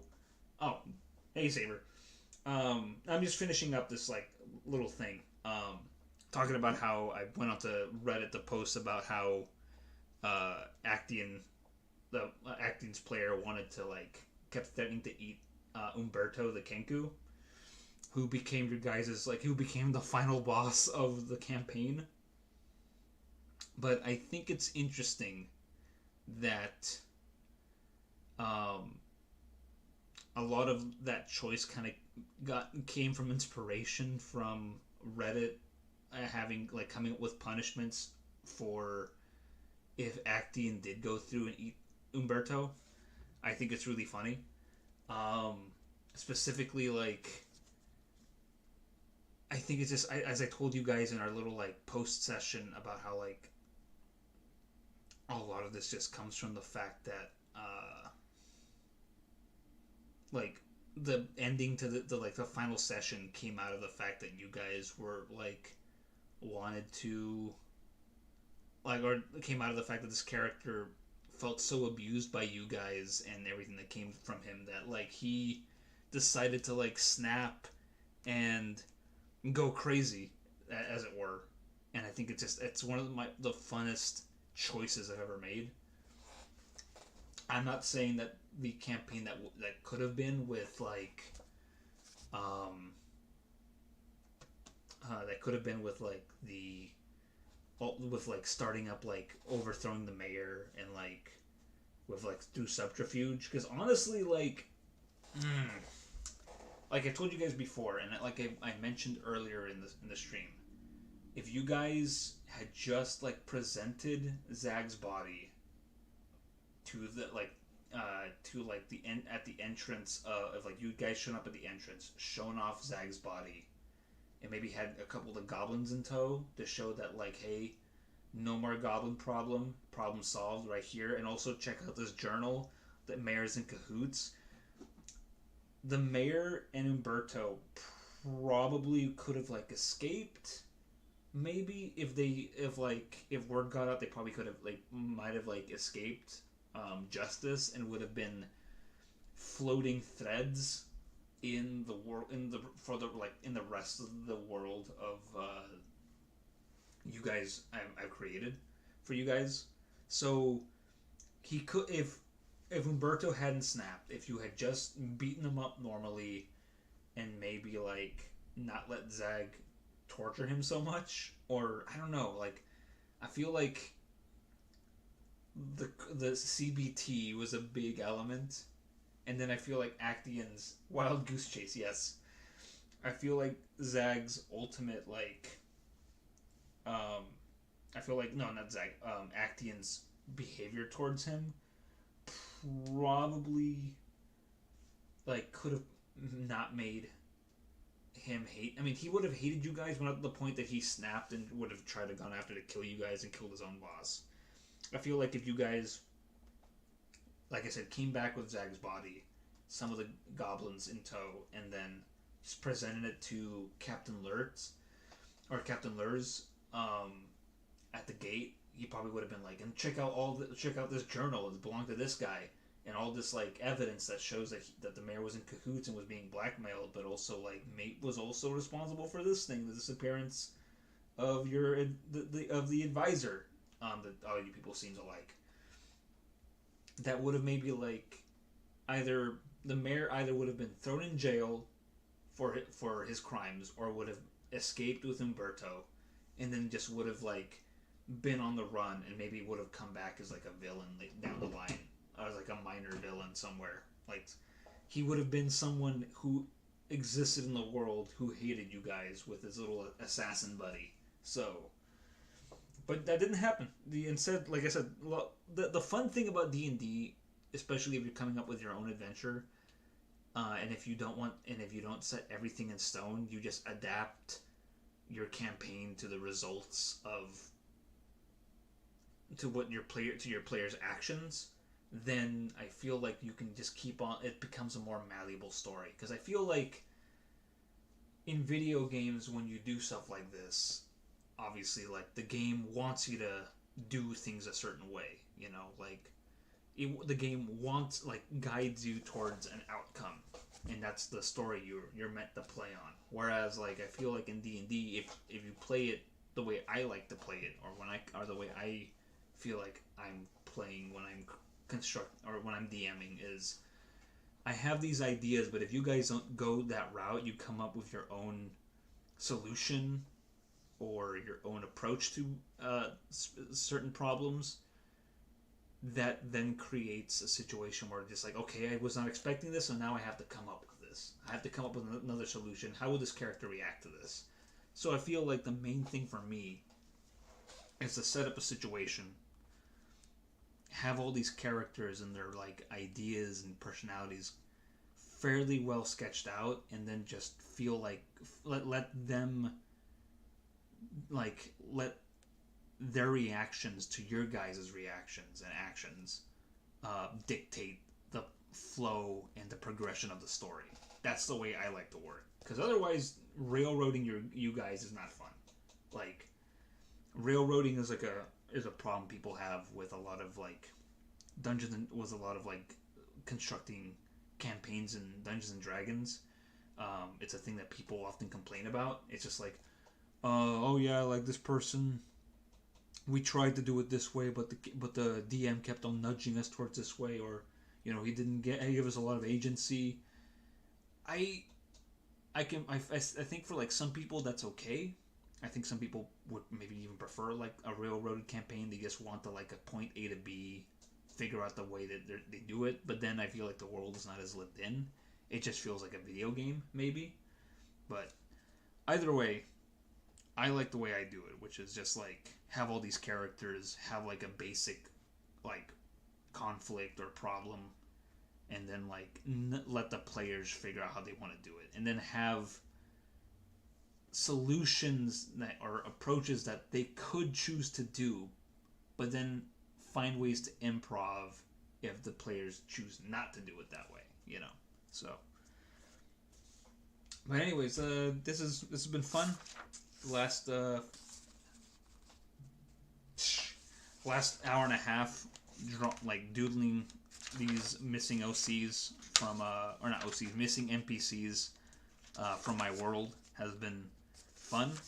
I think the goblins were the one maybe characters that like I didn't. I mean, they're all kind of interchangeable. I think Marjode definitely deserved some art. Emily definitely deserved art. So I feel, and then obviously these two lads, these guys genuinely deserved art because they became part of the fellas. They were unofficial fellas towards the end, especially Cornbread and his clutch DPS on the apparatus towards the end. That was great, wonderful. But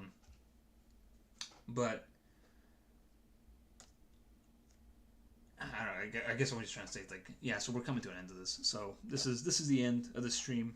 A lot of fun was had. I'm glad I was able to talk about my experiences with as finally coming up with a story to like finish everything. It was good. My bad I didn't join earlier. I was napping and then had steak and asparagus. Hey man, a nap is more important. Also, I should not trust YouTube in sending out notifications to you guys about me streaming. I should just have put it up in the Discord where most of you guys who enjoy my streams probably would know about it anyways. I should have, because I know Tav does that. He'll post a link that he's streaming, and you do that, I know. So I need to do that more often when I stream. I can't trust YouTube to like to ding that bell to get those notifications. But this was fun. I would make streams about D&D planning, but then I know you guys are my main audience, so I can't have you know my secrets. So, but I'm glad that I finally was able to like properly draw out like Emily and Danny and Lewin, as well as Marjode, the other guy who just like, here's a bag of beans, Actian. Be careful though. But I was glad I was able to like finally like get out and talk about the stuff that was in this campaign. It was fun. I had a good time coming up with this campaign for you guys. I'm glad you guys had these creative solutions and different like approaches to each problem that was presented to you guys. Like I said, I don't try to be a railroader. I really think it's not a great way to play unless people ask for it. Like I said, I think everybody's approach and what they want out of D&D is personal.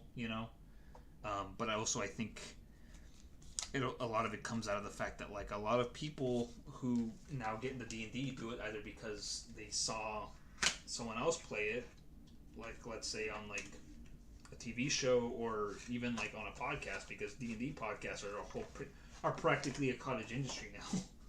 Like, I never thought I would say that like having a D&D podcast is like is would be a thing, but it is a thing now, and I know it's one thing that you guys kind of considered maybe me doing with all this, but honestly, I feel like I don't need to. I feel like this is something that could exist as just a thing between me and you guys that we can enjoy, as opposed in private, as opposed to like having it just be content. Because I feel like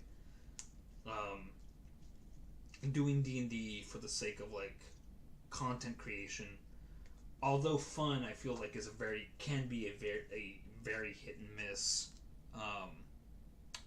It can be it can be very hit and miss. That's what I'm trying to say. Like, because we can all like, because it's also, I mean, like, because it can just be like, I feel like everybody has to act a certain way, especially if you've watched other D&D podcasts, or not watched but like listened or watched D&D streams.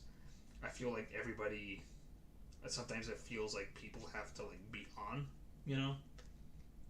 And I don't want that for you guys. I don't want you guys to like feel like you have to behave and act a certain way in order to like be entertaining.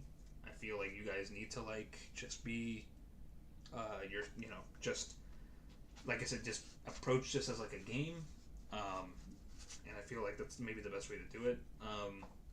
I myself, I'm not looking into becoming a D&D tuber.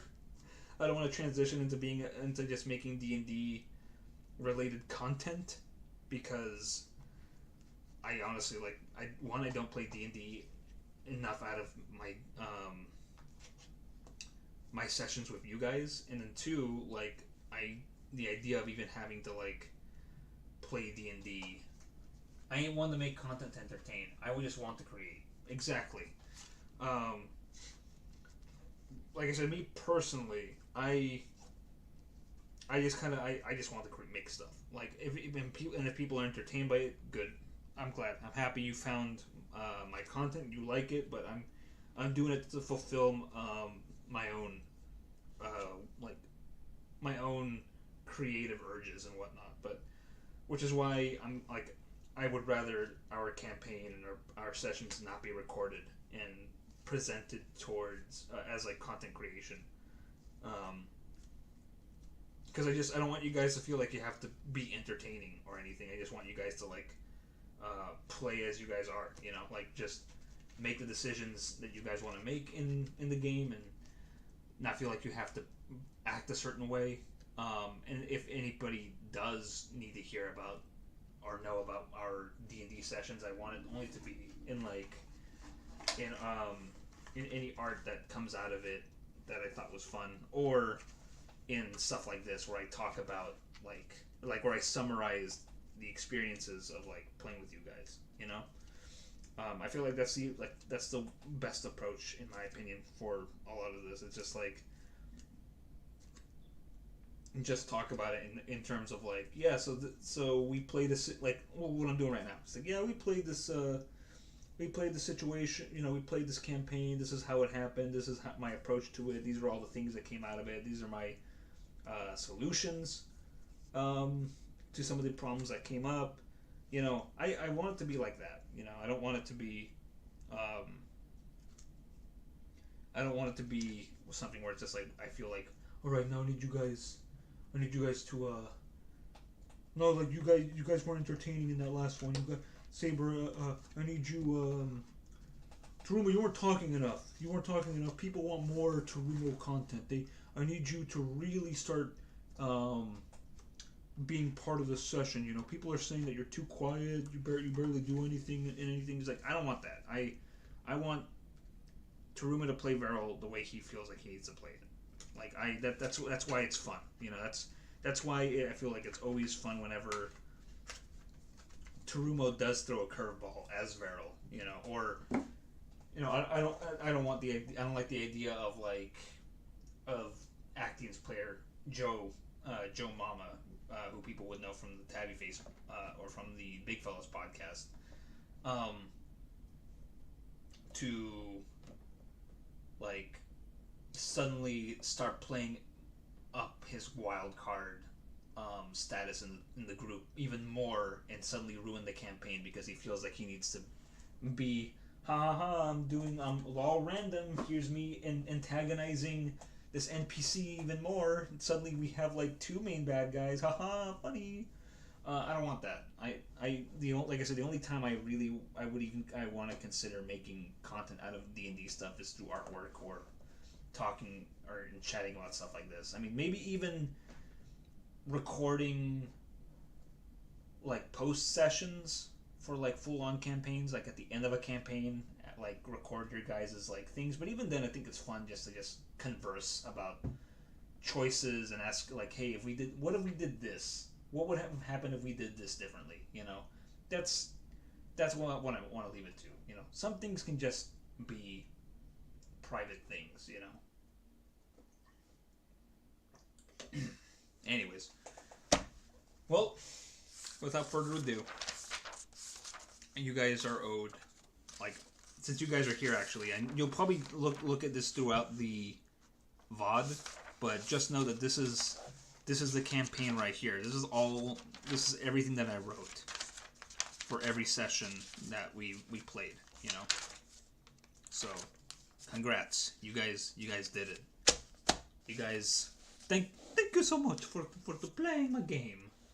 But anyways, really though, I would like to thank you guys for showing up, showing up to watch this thing, even if it was late. I don't care.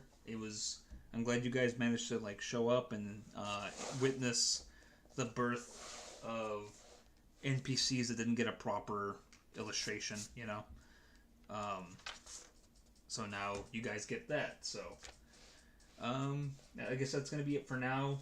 I do not like saying what I'm gonna do or what my next moves are, because I feel like I let people down that way. So I like to just leave things hanging. But I am considering doing some video game streams. I like Marjode, yeah. Well, you should like him. He's the one. All right, I'm gonna do a quick character voice for this guy before I go. Marjode legit speaks like Michael Caine in the campaign, because all the goblins speak with a Cockney accent, except I think Margwen, the Goblin Queen.